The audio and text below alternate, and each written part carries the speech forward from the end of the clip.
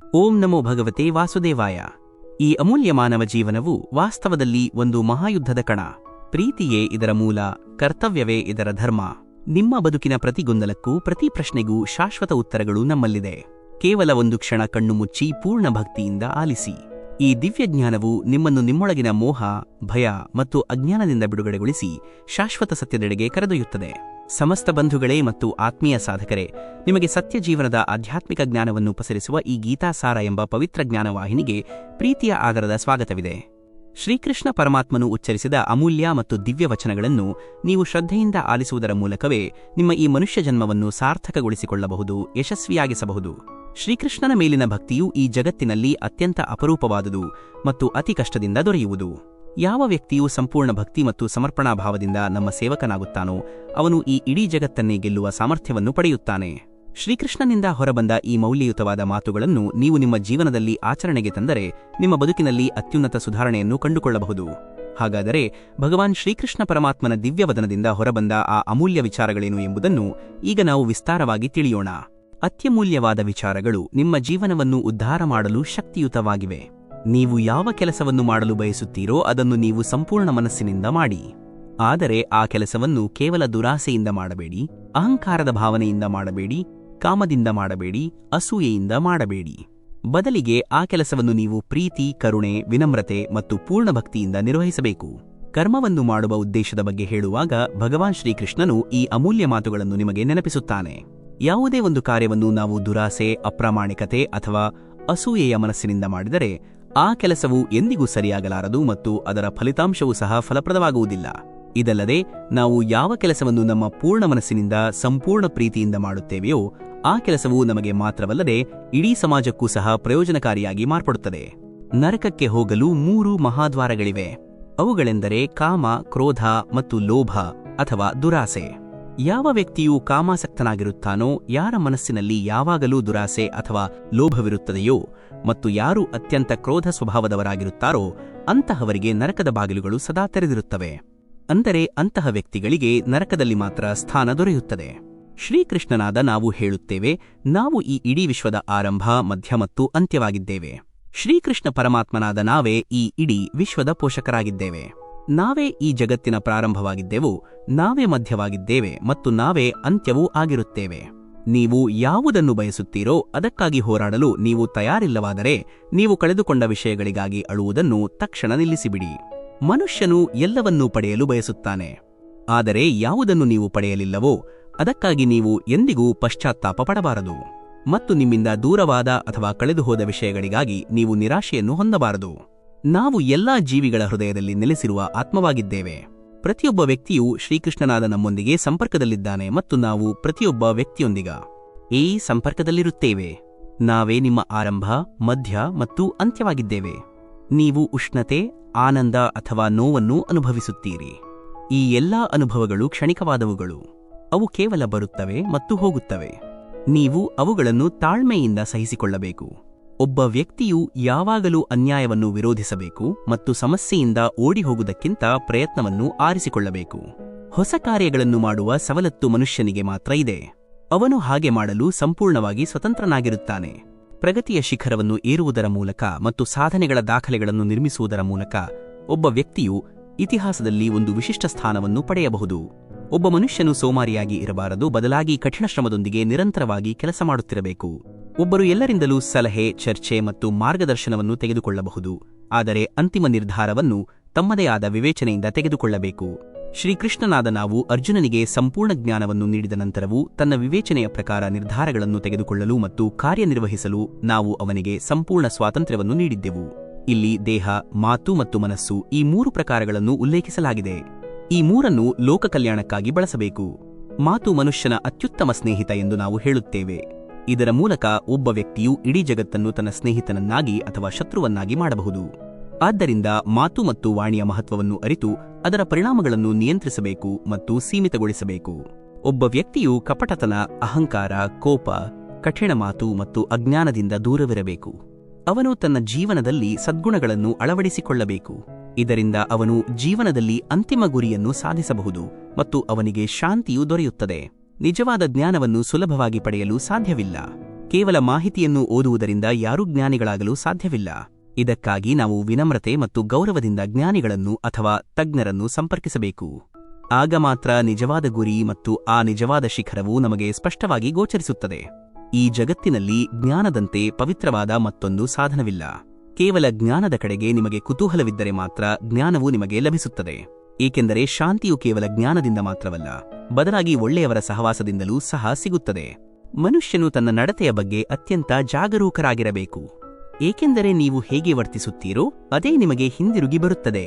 ಕೆಲಸದಲ್ಲಿ ಯಶಸ್ಸು ಸಿಕ್ಕರೂ ಅದು ಗೌರವಾನ್ವಿತ ಮತ್ತು ಪೂಜನೀಯವಾಗಿರಲು ಸಾಧ್ಯವಿಲ್ಲ. ಆದರ್ಶ ವ್ಯಕ್ತಿತ್ವದ ಮನುಷ್ಯನು ಪ್ರತಿಕೂಲ ಪರಿಸ್ಥಿತಿಗಳಲ್ಲಿ ವಿಚಲಿತನಾಗುವುದಿಲ್ಲ. ಮಮಕಾರ, ಭಯ ಮತ್ತು ಕೋಪಗಳು ಸಂಪೂರ್ಣವಾಗಿ ದೂರವಾದಾಗ ಆ ವ್ಯಕ್ತಿಯು ಸ್ಥಿರಬುದ್ಧಿಯವನಾಗುತ್ತಾನೆ ಮತ್ತು ಅವನು ದುಃಖ, ಪ್ರತಿಕೂಲತೆ ಹಾಗೂ ಅನುಕೂಲತೆಗಳ ನಡುವೆ ಸಮತೋಲನವನ್ನು ಕಾಯ್ದುಕೊಳ್ಳುತ್ತಾನೆ. ತನ್ನ ಏಳುಬೀಳುಗಳಿಗೆ ಮನುಷ್ಯನೇ ಸ್ವತಃ ಜವಾಬ್ದಾರನಾಗಿರುತ್ತಾನೆ. ಇತರರಿಗೆ ಯಾವುದೇ ಹಾನಿಯಾಗದಂತೆ ಅವನು ತನ್ನ ಸ್ವಂತ ಪ್ರಯತ್ನಗಳು ಮತ್ತು ಬೌದ್ಧಿಕ ಶಕ್ತಿಯ ಮೂಲಕ ತನ್ನನ್ನು ತಾನು ರಕ್ಷಿಸಿಕೊಳ್ಳಬೇಕು. ಏಕೆಂದರೆ ಮನುಷ್ಯನೇ ತನ್ನ ಸ್ವಂತ ಸ್ನೇಹಿತ ಮತ್ತು ಅವನೇ ತನ್ನ ಸ್ವಂತ ಶತ್ರುವೂ ಹೌದು. ಇದು ಒಂದು ಪ್ರಾಯೋಗಿಕ ಸತ್ಯವಾಗಿದೆ. ಯಾರು ತಮ್ಮ ಗುರುಗಳ ಕೃಪೆಯ ಬಗ್ಗೆ ಯೋಚಿಸುತ್ತಾರೋ ಅವನು ಸಂಪೂರ್ಣ ಪ್ರಾಮಾಣಿಕತೆ ಮತ್ತು ಭಕ್ತಿಯಿಂದ ಕೆಲಸ ಮಾಡುತ್ತಾನೆ. ಅಂತಹವರಿಗೆ ತಮ್ಮ ಗುರುಗಳ ಸಂಪೂರ್ಣ ರಕ್ಷಣೆಯೂ ಲಭಿಸುತ್ತದೆ ಮತ್ತು ಗುರುಗಳು ಯಾವಾಗಲೂ ಅವರ ಸುಖ ಮತ್ತು ಸೌಕರ್ಯಗಳ ಬಗ್ಗೆ ಕಾಳಜಿ ವಹಿಸುತ್ತಾರೆ. ಯಾವುದೇ ಒಂದು ಸಂಕಲ್ಪವನ್ನು ಪೂರೈಸಲು ಮನಸ್ಸಿಗೆ ಸ್ಥಿರತೆ ಮತ್ತು ಅಚಲತೆ ಬಹಳ ಅವಶ್ಯಕ. ನಾವು ನಮ್ಮ ದೇಶವನ್ನು ಸಾಧಿಸಲು ನಿರಂತರವಾಗಿ ಶ್ರಮಿಸಬೇಕು. ಮನಸ್ಸು ಮತ್ತೆ ಮತ್ತೆ ಬೇರೆ ವಿಷಯಗಳ ಕಡೆಗೆ ಓಡುತ್ತದೆ. ಆ ವಿಷಯಗಳಿಂದ ಮನಸ್ಸನ್ನು ತೆಗೆದುಹಾಕಿ ಮತ್ತೆ ಗುರಿಯ ಮೇಲೆ ಕೇಂದ್ರೀಕರಿಸುವ ಪ್ರಕ್ರಿಯೆಯನ್ನು ನಾವು ಪುನರಾವರ್ತಿಸುತ್ತಿರಬೇಕು.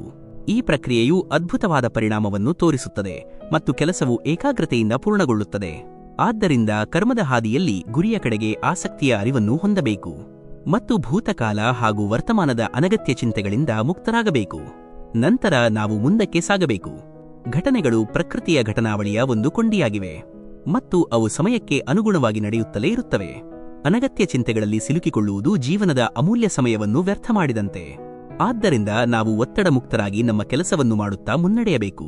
ಭೂಮಿ, ನೀರು, ಆಕಾಶ, ಅಗ್ನಿ ಮತ್ತು ಸಸ್ಯವರ್ಗ ಇವೆಲ್ಲವೂ ಜೀವನದ ಆಧಾರ ಸ್ತಂಭಗಳು. ಇವುಗಳಿಲ್ಲದೆ ಜೀವನ ಸಾಧ್ಯವಿಲ್ಲ ಮತ್ತು ನಮ್ಮ ಸಂಸ್ಕೃತಿಯಲ್ಲಿ ಇವುಗಳನ್ನು ದೇವತೆಗಳು ಎಂದು ಪರಿಗಣಿಸಲಾಗುತ್ತದೆ. ಈ ವಿಶ್ವದಲ್ಲಿ ಸಮಾನತೆಯನ್ನು ಕಾಪಾಡಿಕೊಳ್ಳಲು ಜೀವಲೋಕ ಮತ್ತು ಪ್ರಕೃತಿಯ ನಡುವೆ ಸಮತೋಲನವು ಅತ್ಯಗತ್ಯ. ಆದ್ದರಿಂದ ನಾವು ಪ್ರಕೃತಿಯನ್ನು ಗೌರವಿಸಬೇಕು ಮತ್ತು ಪರಿಸರವನ್ನು ಮಾಲಿನ್ಯದಿಂದ ಮುಕ್ತಗೊಳಿಸಬೇಕು. ಇತರರ ಕಾರ್ಯಗಳು ನಿಮ್ಮ ಕೆಲಸಕ್ಕಿಂತ ಉತ್ತಮವಾಗಿ ಕಾಣಿಸಿದರು ನೀವು ನಿಮ್ಮ ಕರ್ತವ್ಯವನ್ನು ನಿಭಾಯಿಸುವುದನ್ನು ಬಿಡಲು ಅಥವಾ ಅದನ್ನು ಅಳವಡಿಸಿಕೊಳ್ಳಲು ಉತ್ಸುಕರಾಗಬಾರದು. ಒಬ್ಬ ವ್ಯಕ್ತಿಯು ತನ್ನದೇ ಆದ ಕೆಲಸದಲ್ಲಿ ಪ್ರಾವೀಣ್ಯತೆಯನ್ನು ಪಡೆಯುವುದರ ಮೂಲಕ ತನ್ನದೇ ಆದ ಗುರುತನ್ನು ಸೃಷ್ಟಿಸಿಕೊಳ್ಳಬೇಕು. ಸಾಧನೆಯನ್ನು ತನ್ನ ಕೆಲಸವನ್ನು ಮಾಡುವುದರಿಂದ ಮಾತ್ರ ಪಡೆಯಬಹುದು. ಒಬ್ಬ ವ್ಯಕ್ತಿಯು ಜೀವನದಲ್ಲಿ ಲೋಕೋಪಕಾರ ಮತ್ತು ಸಮಾಜ ಕಲ್ಯಾಣದ ಪ್ರತಿಜ್ಞೆಯನ್ನು ಸಹ ತೆಗೆದುಕೊಳ್ಳಬೇಕು. ಏಕೆಂದರೆ ಒಬ್ಬ ವ್ಯಕ್ತಿಯು ಏನೇ ಗಳಿಸಿದರೂ ಅದರಲ್ಲಿ ಸಮಾಜದ ಕೊಡುಗೆಯೂ ಇರುತ್ತದೆ. ಆದ್ದರಿಂದ ಸಮಾಜಕ್ಕೂ ಅದರ ಮೇಲೆ ಹಕ್ಕಿದೆ ಮತ್ತು ಅದರ ಒಂದು ಭಾಗವನ್ನು ಸಮಾಜ ಸೇವೆಗೆ ಬಳಸಬೇಕು. ಇದು ಆದರ್ಶ ಸಮಾಜವಾದಕ್ಕೆ ಒಂದು ಉತ್ತಮ ಉದಾಹರಣೆಯನ್ನು ನೀಡುತ್ತದೆ. ಎಲ್ಲಾ ಜೀವಿಗಳ ಕಲ್ಯಾಣವನ್ನು ಮಾಡಿ. ಈ 3 ಸೂತ್ರಗಳು ಲೋಕೋಪಕಾರ, ಸಮಾಜಸೇವೆ ಮತ್ತು ಕರುಣೆ ಇವು ಮಹಾಮಂತ್ರಗಳಾಗಿವೆ. ಇವುಗಳ ವರ್ತನೆಯಿಂದ ವ್ಯಕ್ತಿಗಳು ಮತ್ತು ಸಮಾಜವು ಶಾಂತಿಯಿಂದ ಮತ್ತು ಸಂತೋಷದಿಂದ ಇರುತ್ತದೆ. ಏಕೆಂದರೆ ವೈರತ್ವ ಮತ್ತು ದ್ವೇಷವೇ ಎಲ್ಲ ಸಂಘರ್ಷಗಳು ಮತ್ತು ಕಲಹಗಳಿಗೆ ಮೂಲ ಕಾರಣ. ಜನರು 2 ವಿಧವಾಗಿದ್ದಾರೆ, ಸಜ್ಜನರು ಮತ್ತು ದುಷ್ಟರು. ಸಜ್ಜನರು ಎಷ್ಟು ಸಮಯದವರೆಗೆ ಜಾಗೃತರಾಗಿ ಮತ್ತು ಸಕ್ರಿಯರಾಗಿ ಇರುತ್ತಾರೋ ಅಲ್ಲಿಯವರೆಗೆ ದುಷ್ಟರು ತಮ್ಮ ಕೆಟ್ಟ ಪ್ರವೃತ್ತಿಗಳಿಂದ ಸಮಾಜವನ್ನು ಕಾಡಲು ಸಾಧ್ಯವಾಗುವುದಿಲ್ಲ. ಒಳ್ಳೆಯ ಜನರ ಸ್ವಲ್ಪ ನಿಷ್ಕ್ರಿಯತೆ ಮತ್ತು ಉದಾಸೀನತೆಯ ಕಾರಣದಿಂದ ದುಷ್ಟರ ಪ್ರಭಾವವು ಹೆಚ್ಚಾಗಲು ಪ್ರಾರಂಭಿಸುತ್ತದೆ. ಆಗ ಒಳ್ಳೆಯ ಜನರು ರಕ್ಷಣೆಯ ಮಾರ್ಗವನ್ನು ಅಳವಡಿಸಿಕೊಳ್ಳಲು ಪ್ರಾರಂಭಿಸುತ್ತಾರೆ ಮತ್ತು ನಿರಾಶೆಯಿಂದ ಎಲ್ಲಾ ಕೆಲಸಗಳನ್ನು ಬಿಟ್ಟು ಸಮಾಜವನ್ನು ದುಷ್ಟರ ಕೈಗಳಿಗೆ ನಿಯಂತ್ರಿಸಲು ಒಪ್ಪಿಸಿಬಿಡುತ್ತಾರೆ.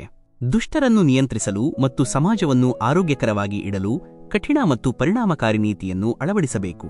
ಜೀವನದಲ್ಲಿ ಪ್ರಗತಿ ಸಾಧಿಸಲು ಮನಸ್ಸಿನ ಜೊತೆಗೆ ಶರೀರವನ್ನು ಸಹ ಆರೋಗ್ಯಕರವಾಗಿ ಇಟ್ಟುಕೊಳ್ಳುವುದು ಮುಖ್ಯ. ಯಾವುದೇ ಕೆಲಸವನ್ನು ಮಾಡುವುದು ಈ ದೇಹದಿಂದಲೇ. ಶರೀರವು ಅನಾರೋಗ್ಯಕರವಾಗಿದ್ದರೆ ಅದು ಎಂದಿಗೂ ಯಾವುದೇ ಕೆಲಸವನ್ನು ಮಾಡಲು ಸಾಧ್ಯವಾಗುವುದಿಲ್ಲ. ಆದ್ದರಿಂದ ದೈಹಿಕ ಸಾಧನೆ ಬಹಳ ಮುಖ್ಯ. ನಿಮಗೆ ಜೀವನದಲ್ಲಿ ಯಶಸ್ಸು ಬೇಕಿದ್ದರೆ ಕೆಲಸ ಮತ್ತು ಲೋಕ ಕಲ್ಯಾಣದ ನಡುವೆ ಸಮನ್ವಯವೂ ಅಗತ್ಯವಿದೆ. ಆಗ ಮಾತ್ರ ಜೀವನದ ಸರ್ವಾಂಗೀಣ ಅಭಿವೃದ್ಧಿಯನ್ನು ಸಾಧಿಸಲು ಸಾಧ್ಯ. ಈ ಎರಡರಲ್ಲಿ ಯಾವುದಾದರೂ ಒಂದನ್ನು ಮಾತ್ರ ಮಾಡುತ್ತಾ ಹೋದರೆ ಅದು ಲೋಕ ಕಲ್ಯಾಣವಾಗಲಿ ಅಥವಾ ಕೇವಲ ಕೆಲಸವಾಗಲಿ, ಈ ಎರಡೂ ಪರಿಸ್ಥಿತಿಗಳು ಎಂದಿಗೂ ಆದರ್ಶವಾಗಿರುವುದಿಲ್ಲ. ಆದ್ದರಿಂದ ಯಾವುದೇ ಒಂದು ರಾಷ್ಟ್ರಕ್ಕೆ ಇವುಗಳ ನಡುವೆ ಸಾಮರಸ್ಯ ಇರುವುದು ಅತ್ಯಂತ ಅವಶ್ಯಕ. ಭಾರತವು ಕೇವಲ ಆರ್ಥಿಕ, ವೈಜ್ಞಾನಿಕ ಮತ್ತು ತಾಂತ್ರಿಕ ಸ್ವರೂಪದಿಂದ ಮಾತ್ರ ಪ್ರಗತಿ ಸಾಧಿಸುವುದಿಲ್ಲ. ಆಧ್ಯಾತ್ಮಿಕವಾಗಿ ಮತ್ತು ನೈತಿಕವಾಗಿ ಬಲಶಾಲಿಯಾದ ಹೊರತು ಅದರ ಪ್ರಗತಿಯು ಅಪೂರ್ಣವಾಗಿಯೇ ಉಳಿಯುತ್ತದೆ. ಪ್ರಸ್ತುತ ಭಾರತದಲ್ಲಿ ಎಲ್ಲವೂ ಇದೆ, ಆದರೆ ಕ್ರಮೇಣ ನೈತಿಕ ಮತ್ತು ಚಾರಿತ್ರ್ಯದ ಶಕ್ತಿಯ ಕೊರತೆಯು ಅನುಭವಕ್ಕೆ ಬರುತ್ತಿದೆ.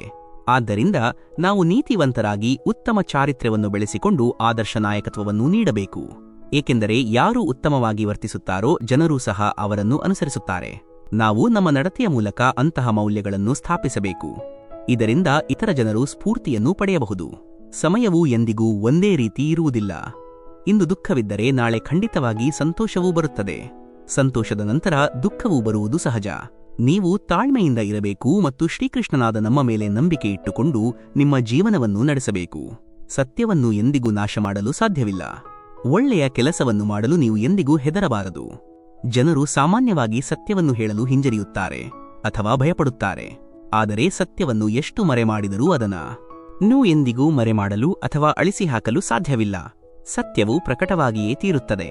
ಆದ್ದರಿಂದ ಸತ್ಯವನ್ನು ಆಧರಿಸಿದ ಯಾವುದೇ ವಿಚಾರವನ್ನು ಹೇಳಲು ಅಥವಾ ನಂಬಲು ನೀವು ಎಂದಿಗೂ ಹೆದರಬಾರದು. ಈ ದೇಹಕ್ಕೆ ನೀವು ಮಮಕಾರವನ್ನು ಬೆಳೆಸಿಕೊಳ್ಳಬೇಡಿ, ಏಕೆಂದರೆ ಇದು ಕೇವಲ ಧೂಳು. ಅದು ಮಣ್ಣಿನಲ್ಲಿಯೇ ಬೆರೆತು ಹೋಗುತ್ತದೆ. ಆತ್ಮವು ಅಮರವಾದುದು, ಅದು ಪರಮಾತ್ಮನಾದ ನಮ್ಮಲ್ಲಿ ಬೆರೆತು ಹೋಗುತ್ತದೆ. ಜನರು ತಮ್ಮ ಶರೀರವನ್ನು ಸುಂದರಗೊಳಿಸುವುದರಲ್ಲಿ ತೊಡಗುತ್ತಾರೆ, ಆದರೆ ಆತ್ಮವನ್ನು ಸುಂದರಗೊಳಿಸಲು ಶ್ರಮಿಸುವುದಿಲ್ಲ. ಶರೀರದ ಸೌಂದರ್ಯಕ್ಕಿಂತ ಆತ್ಮದ ಸೌಂದರ್ಯವು ಹೆಚ್ಚು ಮುಖ್ಯವಾದುದು. ಶರೀರವು ಮರ್ತ್ಯವಾದುದು, ಅದು ಧೂಳು, ಆದ್ದರಿಂದ ಅದು ಮತ್ತೆ ಧೂಳಿನಲ್ಲಿಯೇ ಸೇರುತ್ತದೆ. ಆದರೆ ಆತ್ಮವು ಅಮರವಾದುದು, ಹಾಗಾಗಿ ಆತ್ಮದ ಸೌಂದರ್ಯದ ಕಡೆಗೆ ಗಮನ ಕೊಡಿ. ಆತ್ಮದ ಸೌಂದರ್ಯವು ಶ್ರೀಕೃಷ್ಣನಾದ ನಮ್ಮಲ್ಲಿ ಲೀನವಾಗುವುದರಲ್ಲಿ ಅಡಗಿದೆ. ಏನು ನಡೆಯಿತೋ ಅದು ಒಳ್ಳೆಯದಕ್ಕೆ ನಡೆಯಿತು. ಏನು ನಡೆಯುತ್ತಿದೆಯೋ ಅದು ಒಳ್ಳೆಯದಕ್ಕೆ ನಡೆಯುತ್ತಿದೆ. ಕೆಲವೊಮ್ಮೆ ಪ್ರತಿಕೂಲ ಪರಿಸ್ಥಿತಿಗಳು ನಮ್ಮ ಪ್ರಸ್ತುತ ಪರಿಸ್ಥಿತಿಯನ್ನು ಸುಧಾರಿಸಲು ಬರುತ್ತವೆ. ಮನಸ್ಸು ಚಂಚಲವಾದುದು, ಅದನ್ನು ನಿಯಂತ್ರಿಸುವುದು ಕಷ್ಟ. ಆದರೆ ಅಭ್ಯಾಸದಿಂದ ಅದು ನಿಯಂತ್ರಣಕ್ಕೆ ಬರುತ್ತದೆ. ಮನಸ್ಸು ಇಲ್ಲಿ ಮತ್ತು ಅಲ್ಲಿ ಓಡುತ್ತದೆ ಮತ್ತು ಅದು ಏಕಾಗ್ರತೆಗೆ ಶತ್ರುವಾಗಿದೆ. ಆದರೆ ಅದು ಒಬ್ಬ ವ್ಯಕ್ತಿಯ ನಿಯಂತ್ರಣಕ್ಕೆ ಬಂದಾಗ ಅದಕ್ಕಿಂತ ಉತ್ತಮವಾದ ಸ್ನೇಹಿತ ಮತ್ತೊಬ್ಬರಿಲ್ಲ. ಮನಸ್ಸನ್ನು ಕೇಂದ್ರೀಕರಿಸುವುದು ಬಹಳ ಅವಶ್ಯಕ. ಅದಕ್ಕೆ ಕೇವಲ ಸ್ವಲ್ಪ ಪ್ರಯತ್ನ ಮತ್ತು ಅಭ್ಯಾಸದ ಅಗತ್ಯವಿದೆ. ಶ್ರೀಕೃಷ್ಣನಾದ ನಾವು ಹೇಳುತ್ತೇವೆ, ನಮಗೆ ಯಾರೂ ಲೆಕ್ಕಕ್ಕಿಲ್ಲ. ಪ್ರಿಯರಾಗಲಿ ಅಥವಾ ಬಡವರಾಗಲಿ, ಶ್ರೀಮಂತರಾಗಲಿ ಯಾರೂ ಇಲ್ಲ. ಯಾರು ನಮ್ಮನ್ನು ಭಕ್ತಿಯಿಂದ ಸ್ಮರಿಸುತ್ತಾರೋ ನಾವು ಅವರಿಗೆ ಸೇರುತ್ತೇವೆ ಮತ್ತು ಅವರು ನಮ್ಮವರಾಗಿರುತ್ತಾರೆ. ಯಾರು ಶ್ರೀಕೃಷ್ಣನವರಾಗಿರುತ್ತಾರೋ ನಾವು ಅವರಿಗೆ ಸೇರುತ್ತೇವೆ. ಪರಮಾತ್ಮನು ಕೇವಲ ಪ್ರೀತಿ ಮತ್ತು ಭಕ್ತಿಗೆ ಮಾತ್ರ ಹಸಿದಿದ್ದಾನೆ. ಯಾರು ನಮ್ಮ ಭಕ್ತಿಯಲ್ಲಿ ಮುಳುಗಿರುತ್ತಾರೋ ನಾವು ಸಹ ಅವರನ್ನು ಪ್ರೀತಿಯಿಂದ ನೆನಪಿಸಿಕೊಳ್ಳುತ್ತೇವೆ. ನಾವು ಯಾವಾಗಲೂ ಅವರಿಗೆ ಒಳ್ಳೆಯದನ್ನೇ ಮಾಡುತ್ತೇವೆ. ಶ್ರೀಕೃಷ್ಣನಾದ ನಾವು ಹೇಳುತ್ತೇವೆ, ನೀವು ಏನು ಮಾಡುತ್ತಿದ್ದೀರಿ ಎಂಬುದನ್ನು ಲೆಕ್ಕಿಸದೆ ನಾವು ಯಾವಾಗಲೂ ನಿಮ್ಮೊಂದಿಗೆ ಮತ್ತು ನಿಮ್ಮ ಸುತ್ತಲೂ ಇರುತ್ತೇವೆ. ನೀವು ಕೆಟ್ಟ ಕೆಲಸ ಅಥವಾ ಒಳ್ಳೆಯ ಕೆಲಸವನ್ನು ಮಾಡಿದಾಗ ಯಾರು ನಿಮ್ಮನ್ನು ನೋಡುತ್ತಿಲ್ಲ ಎಂದು ನಿಮಗೆ ಅನಿಸುತ್ತದೆ. ಆಗ ಶ್ರೀಕೃಷ್ಣನಾದ ನಾವು ಹೇಳುತ್ತೇವೆ, ನೀವು ಏನೇ ಮಾಡಿದರೂ ನಮ್ಮ ಕಣ್ಣುಗಳು ಯಾವಾಗಲೂ ನಿಮ್ಮ ಮೇಲಿರುತ್ತವೆ. ಆದ್ದರಿಂದ ನೀವು ಏಕಾಂಗಿಯಾಗಿರುತ್ತೀರಿ ಎಂದು ಎಂದಿಗೂ ಭಾವಿಸಬೇಡಿ. ಶ್ರೀಕೃಷ್ಣನಾದ ನಾವು ಸದಾ ನಿಮ್ಮೊಂದಿಗೆ ಇರುತ್ತೇವೆ. ಏನು ನಡೆಯುತ್ತಿದೆಯೋ ಅದು ಒಳ್ಳೆಯದಕ್ಕೆ ಆಗುತ್ತದೆ. ಆದ್ದರಿಂದ ನೀವು ಸಕಾರಾತ್ಮಕರಾಗಿರಿ ಮತ್ತು ನಿಮ್ಮ ಕರ್ಮವನ್ನು ಮಾಡಿ. ನೀವು ಏನನ್ನು ನಂಬುತ್ತೀರೋ ನೀವೇ ಅದು ಆಗುತ್ತೀರಿ. ನೀವು ಏನನ್ನು ನಂಬುತ್ತೀರೋ ನೀವು ಅದು ಆಗಬಹುದು. ನಮ್ಮ ಯಶಸ್ಸು ಮತ್ತು ವೈಫಲ್ಯವು ನಾವು ನಮ್ಮನ್ನು ಎಷ್ಟು ನಂಬುತ್ತೇವೆ ಎಂಬುದರ ಮೇಲೆ ಅವಲಂಬಿತವಾಗಿರುತ್ತದೆ. ಒಬ್ಬ ವ್ಯಕ್ತಿಯು ಪೂರ್ಣ ನಂಬಿಕೆಯೊಂದಿಗೆ ನಿರಂತರವಾಗಿ ತನ್ನ ಗುರಿಯ ಕಡೆಗೆ ಸಾಗಿದರೆ ಅವನು ತಾನು ಬಯಸಿದ್ದನ್ನು ಸಾಧಿಸಲು ಸಾಧ್ಯವಾಗುತ್ತದೆ. ಯಾವ ವ್ಯಕ್ತಿಯ ಸುತ್ತಲೂ ನಕಾರಾತ್ಮಕ ಜನರು ಇರುತ್ತಾರೋ ಅವನು ತನ್ನ ಗಮ್ಯದಿಂದ ವಿಮುಖನಾಗುವುದು ಸಹಜ. ಮನಸ್ಸನ್ನು ಗೆಲ್ಲುವುದರಿಂದಲೇ ವಿಜಯವನ್ನು ಸಾಧಿಸಬಹುದು. ಸಕಾರಾತ್ಮಕ ಆಲೋಚನೆಗಳಿಂದ ಯಶಸ್ಸು ಹೇಗೆ ಸಿಗುತ್ತದೆಯೋ ಅದೇ ರೀತಿ ನಕಾರಾತ್ಮಕ ಆಲೋಚನೆಗಳು ವೈಫಲ್ಯಕ್ಕೆ ಕಾರಣವಾಗುತ್ತವೆ. ನಾವು ಏನು ಯೋಚಿಸುತ್ತೇವೆಯೋ ಅದೇ ಆಗುತ್ತೇವೆ. ನಮ್ಮ ಆಲೋಚನೆಗಳ ಮೂಲಕವೇ ನಾವು ನಕಾರಾತ್ಮಕ ಮತ್ತು ಸಕಾರಾತ್ಮಕ ಫಲಿತಾಂಶಗಳನ್ನು ಪಡೆಯುತ್ತೇವೆ. ನಿಮ್ಮ ಕಡ್ಡಾಯ ಕರ್ತವ್ಯವನ್ನು ಅನುಸರಿಸಿ, ಏಕೆಂದರೆ ಕೆಲಸ ಮಾಡದಿರುವುದಕ್ಕಿಂತ ಕೆಲಸ ಮಾಡುವುದು ನಿಜವಾಗಿಯೂ ಉತ್ತಮ. ಮನುಷ್ಯನು ಕೆಲಸ ಮಾಡುವ ಏಕೈಕ ಜೀವಿಯಾಗಿದ್ದಾನೆ. ಆದ್ದರಿಂದ ಕೆಲಸ ಮಾಡುವುದು ಪ್ರತಿಯೊಬ್ಬ ವ್ಯಕ್ತಿಯ ಕರ್ತವ್ಯ. ಕೆಲಸ ಮಾಡುವವನನ್ನು ಮಾತ್ರ ಕರ್ಮವೀರ ಎಂದು ಕರೆಯಲಾಗುತ್ತದೆ. ಆದ್ದರಿಂದ ಸುಮ್ಮನೆ ಕುಳಿತುಕೊಳ್ಳುವುದಕ್ಕಿಂತ ನಿರಂತರವಾಗಿ ಕೆಲಸ ಮಾಡುತ್ತಿರುವುದು ಯಾವಾಗಲೂ ಉತ್ತಮ. ಸಮಯವು ಯಾವಾಗಲೂ ಚಲಿಸುತ್ತಿರುತ್ತದೆ, ಅದು ಎಂದಿಗೂ ನಿಲ್ಲುವುದಿಲ್ಲ. ಇಂದು ಕೆಟ್ಟ ಸಮಯವಿದ್ದರೆ ಹೌದು ಎಂದಾದರೆ ನಾಳೆ ಖಂಡಿತವಾಗಿ ಉತ್ತಮವಾಗಿರುತ್ತದೆ. ಆದ್ದರಿಂದ ಯಾವುದೇ ಸ್ವಾರ್ಥವಿಲ್ಲದೆ ನಿಮ್ಮ ಕೆಲಸವನ್ನು ಮಾಡಿ, ಅದನ್ನು ಸರಿಯಾದ ಸಮಯಕ್ಕೆ ಮಾಡಿ ಮತ್ತು ನಿಮಗೆ ಫಲಿತಾಂಶವು ಸಿಗುತ್ತದೆ. ಏಕೆಂದರೆ ಸಮಯವು ನಿಲ್ಲುವುದಿಲ್ಲ ಮತ್ತು ಒಂದೇ ರೀತಿ ಇರುವುದಿಲ್ಲ. ಅದು ಕೆಟ್ಟ ಸಮಯವಾಗಲಿ ಅಥವಾ ಒಳ್ಳೆಯ ಸಮಯವಾಗಲಿ ಅದು ಖಂಡಿತವಾಗಿ ಬದಲಾಗುತ್ತದೆ. ಇಂದು ಕೆಟ್ಟ ಸಮಯವಿದ್ದರೆ ನಾಳೆ ಒಳ್ಳೆಯ ಸಮಯ ಬರುತ್ತದೆ ಮತ್ತು ನಂತರ ಮತ್ತೆ ಕೆಟ್ಟ ಸಮಯ ಬರುತ್ತದೆ. ಸಂತೋಷ ಮತ್ತು ದುಃಖಗಳು ಬರುತ್ತಲೇ ಹೋಗುತ್ತಲೇ ಇರುತ್ತವೆ. ನಮ್ಮ ನಿಯಂತ್ರಣ ಅವುಗಳ ಮೇಲೆ ಇಲ್ಲ, ಆದರೆ ನಮ್ಮ ಕಾರ್ಯಗಳ ಮೇಲೆ ನಮಗೆ ಖಂಡಿತವಾಗಿಯೂ ನಿಯಂತ್ರಣವಿದೆ. ನೀವು ಫಲಿತಾಂಶಗಳ ಬಗ್ಗೆ ಚಿಂತಿಸದೆ ನಿಮ್ಮ ಕಾರ್ಯಗಳನ್ನು ಮಾತ್ರ ಮಾಡಿ. ಸಮಯ ಬಂದಾಗ ನಿಮಗೆ ಖಂಡಿತವಾಗಿ ಫಲಿತಾಂಶಗಳು ಸಿಗುತ್ತವೆ. ಅಹಂಕಾರದಿಂದ ಮೋಹಗೊಂಡವನು ನಾನು ಇದನ್ನು ಮಾಡಿದೆ ಎಂದು ಭಾವಿಸುತ್ತಾನೆ. ಈ ರೀತಿ ತಪ್ಪು ಕಲ್ಪನೆಯನ್ನು ಹೊಂದಿರುವವನು ಅಜ್ಞಾನಿ. ಎಲ್ಲಾ ಕೆಲಸಗಳು ತನ್ನಿಂದಲೇ ಆಗುತ್ತಿವೆ ಎಂದು ತಿಳಿದುಕೊಳ್ಳುವವನ ಮನಸ್ಸಿನಲ್ಲಿ ಅಹಂಕಾರವು ನೆಲೆಸುತ್ತದೆ. ಆದರೆ ಈ ವಿಶ್ವದಲ್ಲಿ ಏನೇ ನಡೆಯುತ್ತಿದ್ದರೂ ಅದು ಪ್ರಕೃತಿಯಿಂದ ನಡೆಯುತ್ತಿದೆ. ಅಜ್ಞಾನದ ಕಾರಣದಿಂದ ವ್ಯಕ್ತಿಯಲ್ಲಿ ಹುಟ್ಟುವ ಅಹಂಕಾರವು ಅವನ ಅವನತಿಗೆ ಕಾರಣವಾಗುತ್ತದೆ. ಶ್ರೀಕೃಷ್ಣನಾದ ನಾವು ಹೇಳುತ್ತೇವೆ, ನಾವು ಯಾರ ಹಣೆಬರಹವನ್ನು ಸೃಷ್ಟಿಸುವುದಿಲ್ಲ. ಪ್ರತಿಯೊಬ್ಬ ವ್ಯಕ್ತಿಯೂ ತನ್ನ ಸ್ವಂತ ಹಣೆಬರಹವನ್ನು ತಾನೇ ಸೃಷ್ಟಿಸಿಕೊಳ್ಳುತ್ತಾನೆ. ದೇವರು ಯಾರ ಹಣೆಬರಹಕ್ಕೂ ಸೃಷ್ಟಿಕರ್ತನಲ್ಲ. ಒಬ್ಬ ವ್ಯಕ್ತಿಯು ತನ್ನ ಸ್ವಂತ ಹಣೆಬರಹವನ್ನು ತಾನೇ ಬರೆಯುತ್ತಾನೆ. ನೀವು ಏನನ್ನು ಬಿತ್ತುತ್ತೀರೋ ಅದನ್ನೇ ಕೊಯ್ಯುತ್ತೀರಿ. ನೀವು ಯಾವ ಕರ್ಮಗಳನ್ನು ಮಾಡುತ್ತೀರೋ ಅದೇ ಫಲಿತಾಂಶ ಸಿಗುತ್ತದೆ. ವಿದ್ಯಾರ್ಥಿಗಳು ಶ್ರದ್ಧೆಯಿಂದ ಓದಿದರೆ ಅವರು ಪರೀಕ್ಷೆಯಲ್ಲಿ ಯಶಸ್ವಿಯಾಗುತ್ತಾರೆ. ಆದ್ದರಿಂದ ಪ್ರತಿಯೊಬ್ಬ ವ್ಯಕ್ತಿಯ ಹಣೆಬರಹವು ಅವನು ಉತ್ತಮ ಕಾರ್ಯಗಳನ್ನು ಮಾಡಿದಾಗ ಮಾತ್ರ ಬದಲಾಗುತ್ತದೆ. ಭೂಮಿ, ನೀರು, ಅಗ್ನಿ, ವಾಯು, ಆಕಾಶ, ಮನಸ್ಸು, ಬುದ್ಧಿ ಮತ್ತು ಅಹಂಕಾರ ಇವು ನಮ್ಮ ಪ್ರಕೃತಿಯ 8 ವಿಭಾಗಗಳು. ಏನೇ ಇದೆಯೋ ಅದು ವರ್ತಮಾನದಲ್ಲಿ ಇದೆ. ಏನು ಕಳೆದು ಹೋಗಿದೆಯೋ ಅದು ಮರಳಿ ಬರದು ಮತ್ತು ಏನು ಬರಲಿದೆಯೋ ಅದು ಬಂದೇ ಬರುತ್ತದೆ. ಚಿಂತಿಸಬೇಡಿ, ಆದರೆ ಮುಕ್ತ ಹೃದಯದಿಂದ ಅದನ್ನು ಸ್ವಾಗತಿಸಿ. ನೀವು ಗೊಂದಲ ಮತ್ತು ಸಂದೇಹವನ್ನು ಮೀರಿ ದೇವರನ್ನು ಪ್ರೀತಿಸಿದಾಗ ನೀವು ಎಲ್ಲವನ್ನೂ ಪ್ರೀತಿಸಲು ಪ್ರಾರಂಭಿಸುತ್ತೀರಿ. ಯಾರು ತಮ್ಮ ಮನಸ್ಸನ್ನು ನಿಯಂತ್ರಿಸಲು ಸಾಧ್ಯವಿಲ್ಲವೋ ಅವರಿಗೆ ಮನಸ್ಸು ಶತ್ರುವಿನಂತೆ ಕಾರ್ಯನಿರ್ವಹಿಸುತ್ತದೆ ಮತ್ತು ಯಾರು ತಮ್ಮ ಮನಸ್ಸನ್ನು ಗೆದ್ದಿದ್ದಾರೋ ಅವರಿಗೆ ಮನಸ್ಸೇ ಅತ್ಯುತ್ತಮ ಸ್ನೇಹಿತ. ಒಬ್ಬ ವ್ಯಕ್ತಿಯು ಗೊಂದಲದಿಂದಾಗಿ ವಿಚಲಿತನಾಗುತ್ತಾನೆ ಮತ್ತು ಅವನ ಮನಸ್ಸು ಅಶಾಂತಿಯಾಗುತ್ತದೆ. ತಪ್ಪು ನಿರ್ಧಾರಗಳನ್ನು ತೆಗೆದುಕೊಳ್ಳುವುದರಿಂದ ಆ ವ್ಯಕ್ತಿಯ ಅವನತಿಯು ಪ್ರಾರಂಭವಾಗುತ್ತದೆ. ಕಾರ್ಯದಲ್ಲಿ ನಿಷ್ಕ್ರಿಯತೆ ಮತ್ತು ನಿಷ್ಕ್ರಿಯತೆಯಲ್ಲಿ ಕಾರ್ಯವನ್ನು ಯಾರು ನೋಡುತ್ತಾನೋ ಅವನು ಮನುಷ್ಯರಲ್ಲಿ ಅತ್ಯಂತ ಬುದ್ಧಿವಂತ. ನೀವು ಕೇವಲ ಕಾರ್ಯಕ್ಕೆ ಅರ್ಹರು, ಅದರ ಫಲಗಳಿಗೆ ಅಲ್ಲ. ಆತ್ಮವು ವಿನಾಶವನ್ನು ಮೀರಿದೆ. ಅನಂತವಾದ ಆತ್ಮವನ್ನು ಯಾರಿಂದಲೂ ಕೊನೆಗೊಳಿಸಲು ಸಾಧ್ಯವಿಲ್ಲ. ಸಂತೋಷವು ಮನಸ್ಸಿನ ಒಂದು ಸ್ಥಿತಿಯಾಗಿದ್ದು ಅದು ಬಾಹ್ಯ ಪ್ರಪಂಚದೊಂದಿಗೆ ಯಾವುದೇ ಸಂಬಂಧವನ್ನು ಹೊಂದಿರುವುದಿಲ್ಲ. ಯಾಂತ್ರಿಕ ಅಭ್ಯಾಸಕ್ಕಿಂತ ಜ್ಞಾನವು ಉತ್ತಮ ಮತ್ತು ಜ್ಞಾನಕ್ಕಿಂತ ಧ್ಯಾನವು ಉತ್ತಮ. ಯಾವುದೇ ವ್ಯಕ್ತಿಯು ಒಳ್ಳೆಯದನ್ನು ಮಾಡಿದರೆ ಅವನ ಅಂತ್ಯವು ಎಂದಿಗೂ ಕೆಟ್ಟದಾಗಿ ಆಗುವುದಿಲ್ಲ. ಅದು ಈ ಲೋಕದಲ್ಲಿ ಇರಲಿ ಅಥವಾ ಪರಲೋಕದಲ್ಲಿ ಇರಲಿ. ಯಾರು ಮನಸ್ಸು ಮತ್ತು ಆತ್ಮದಲ್ಲಿ ಸಾಮರಸ್ಯವನ್ನು ಹೊಂದಿರುತ್ತಾರೋ, ಯಾರು ಆಸೆ ಮತ್ತು ಕೋಪದಿಂದ ಮುಕ್ತರಾಗಿರುತ್ತಾರೋ, ಯಾರು ತಮ್ಮದೇ ಆದ ಆತ್ಮವನ್ನು ತಿಳಿದಿರುತ್ತಾರೋ ಅವರಿಗೆ ದೇವರ ಶಾಂತಿಯು ಲಭಿಸುತ್ತದೆ. ನಾವು ಏನನ್ನು ನೋಡುತ್ತೇವೆಯೋ ನಾವೇ ಅದು ಆಗುತ್ತೇವೆ ಮತ್ತು ನಾವೇನಾಗಿರುತ್ತೇವೆಯೋ ಅದನ್ನೇ ನೋಡುತ್ತೇವೆ. ಕೆಟ್ಟ ಕೆಲಸಗಳನ್ನು ಮಾಡಬೇಕಾಗಿಲ್ಲ, ಅವು ತಾವಾಗಿಯೇ ನಡೆಯುತ್ತವೆ. ಮತ್ತು ಒಳ್ಳೆಯ ಕೆಲಸಗಳನ್ನು ಮಾಡಬೇಕಾಗಿಲ್ಲ, ಅವು ಸಹ ತಾವಾಗಿಯೇ ನಡೆಯುತ್ತವೆ. ನೀವು ಏನು ಕಳೆದುಕೊಂಡಿದ್ದೀರಿ ಎಂದು ಅಳುತ್ತೀರಿ? ನೀವು ಈ ಜಗತ್ತಿಗೆ ಏನು ತಂದಿದ್ದೀರಿ ಮತ್ತು ನೀವು ಏನನ್ನು ಕಳೆದುಕೊಂಡಿದ್ದೀರಿ? ನೀವು ಏನನ್ನು ಸೃಷ್ಟಿಸಿದ್ದೀರಿ ಮತ್ತು ಏನನ್ನು ಕಳೆದುಕೊಂಡಿದ್ದೀರಿ? ಏಕೆಂದರೆ ನೀವು ತೆಗೆದುಕೊಂಡ ಎಲ್ಲವೂ ಇಲ್ಲಿಯೇ ಇದೆ. ನಾವು ನಿಮ್ಮಿಂದ ತೆಗೆದುಕೊಂಡಿದ್ದನ್ನು ನಾವು ಇಂದು ಇಲ್ಲಿಯೇ ಮರಳಿ ನೀಡಿದ್ದೇವೆ. ನೀವು ನಿನ್ನೆ ನಿಮ್ಮದು ಎಂದು ಕರೆಯುತ್ತಿದ್ದದ್ದು ಅದು ನಿನ್ನೆ ಬೇರೆಯವರದಾಗಿತ್ತು ಮತ್ತು ನಾಡಿದ್ದು ಮತ್ತೊಬ್ಬರದ್ದಾಗಿರುತ್ತದೆ. ಹಾಗಾದರೆ ನೀವು ಏಕೆ ಅಳುತ್ತೀರಿ? ಬದಲಾವಣೆಯೇ ಈ ಜಗತ್ತಿನ ನಿಯಮ. ಎಲ್ಲಾ ತಪ್ಪುಗಳಿಗೆ ಕಾರಣವಾಗುವುದು ಪ್ರಕೃತಿಯೇ. ಅಹಂಕಾರದಿಂದ ಮೋಹಗೊಂಡ ಮೂರ್ಖರು ನಾವು ಇದನ್ನು ಮಾಡಿದ್ದೇವೆ ಎಂದು ಭಾವಿಸುತ್ತಾರೆ.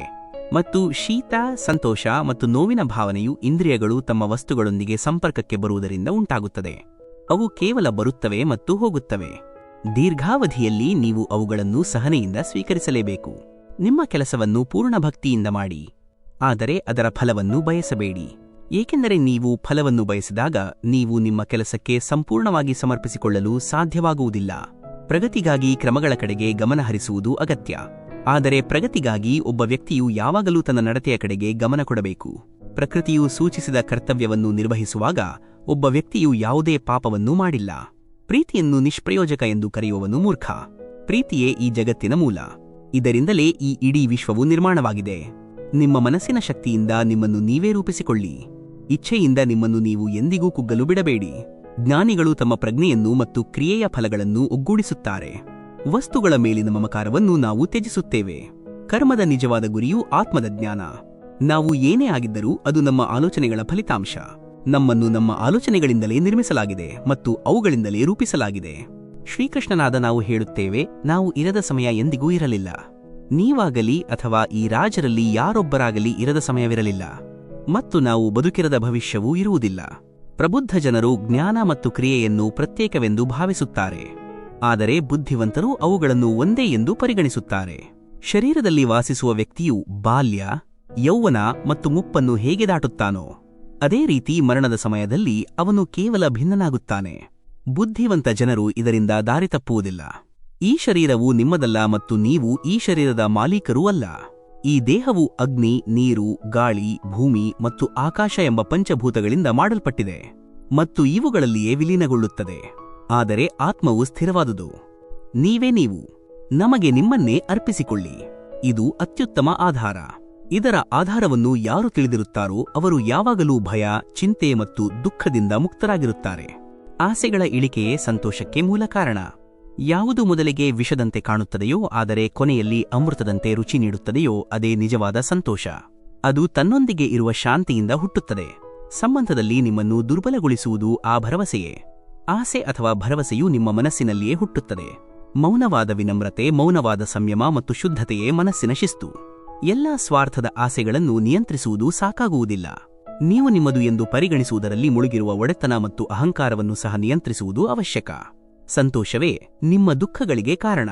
ಕರ್ಮಗಳು ನಮಗೆ ಅಂಟಿಕೊಳ್ಳುವುದಿಲ್ಲ, ಏಕೆಂದರೆ ನಾವು ಅವುಗಳ ಫಲಿತಾಂಶಗಳಿಗೆ ಅಂಟಿಕೊಂಡಿಲ್ಲ. ಇದನ್ನು ಅರ್ಥಮಾಡಿಕೊಂಡು ಆಚರಿಸುವವರು ಸ್ವಾತಂತ್ರ್ಯದಲ್ಲಿ ಜೀವಿಸುತ್ತಾರೆ. ಯಾರು ಮನುಷ್ಯನ ಸ್ವಭಾವದ ಗುಣಗಳಿಗೆ ಅಂಟಿಕೊಂಡಿಲ್ಲವೋ ಮತ್ತು ಸಂಪೂರ್ಣವಾಗಿ ದೈವಿಜ್ಞಾನದಲ್ಲಿ ನೆಲೆಸಿರುತ್ತಾರೋ ಅವರ ಎಲ್ಲಾ ಕಾರ್ಯಗಳು ದೇವರಾದ ನಮ್ಮಲ್ಲಿ ಲೀನವಾಗುತ್ತವೆ. ಈಗ ನೀವು ನಿರಾಶರಾಗಬೇಡಿ, ಏಕೆಂದರೆ ಸಮಯವು ದುರ್ಬಲವಾಗಿರಬಹುದು, ನೀವಲ್ಲ. ದೌರ್ಬಲ್ಯವು ದೇವರೇ ನೀಡಿದರೂ ಘನತೆಯನ್ನು ಮನುಷ್ಯನ ಮನಸ್ಸೇ ಸೃಷ್ಟಿಸುತ್ತದೆ.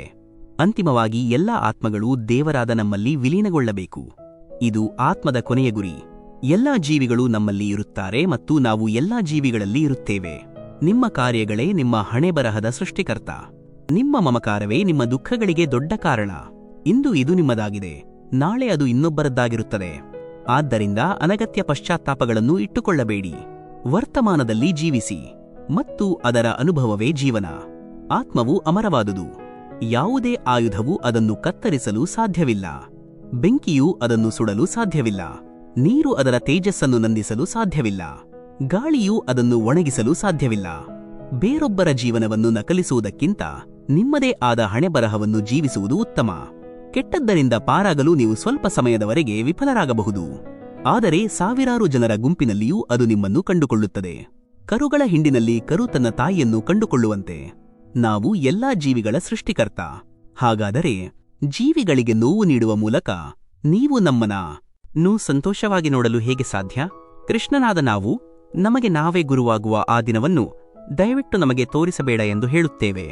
ಜೀವನವು ಸಫಲವಾಗಬೇಕು ಎಂಬ ಭಾವನೆಯನ್ನು ನಿಮ್ಮ ಹೃದಯದಲ್ಲಿ ಇಟ್ಟುಕೊಳ್ಳಿ. ಯಾರು ಕೃಷ್ಣನ ಸೇವಕನಾಗುತ್ತಾನೋ ಅವನು ತನ್ನ ಆರಾಧಕನು ಹೆಮ್ಮೆಪಡುವಂತಹ ದಿನಗಳನ್ನು ತೋರಿಸಬೇಕೆಂದು ನಿರೀಕ್ಷಿಸುವುದಿಲ್ಲ. ಅವನು ಕೃಷ್ಣನ ಸೇವಕನಾಗುವ ಮೂಲಕ ತನ್ನ ಜೀವನವನ್ನು ಸಫಲಗೊಳಿಸಲು ಬಯಸುತ್ತಾನೆ. ಅದನ್ನು ನಮ್ಮ ಮೇಲೆ ಬಿಟ್ಟುಬಿಡಿ. ನಿಮ್ಮ ಕೆಲಸದ ಮೇಲೆ ಮಾತ್ರ ಗಮನಹರಿಸಿ.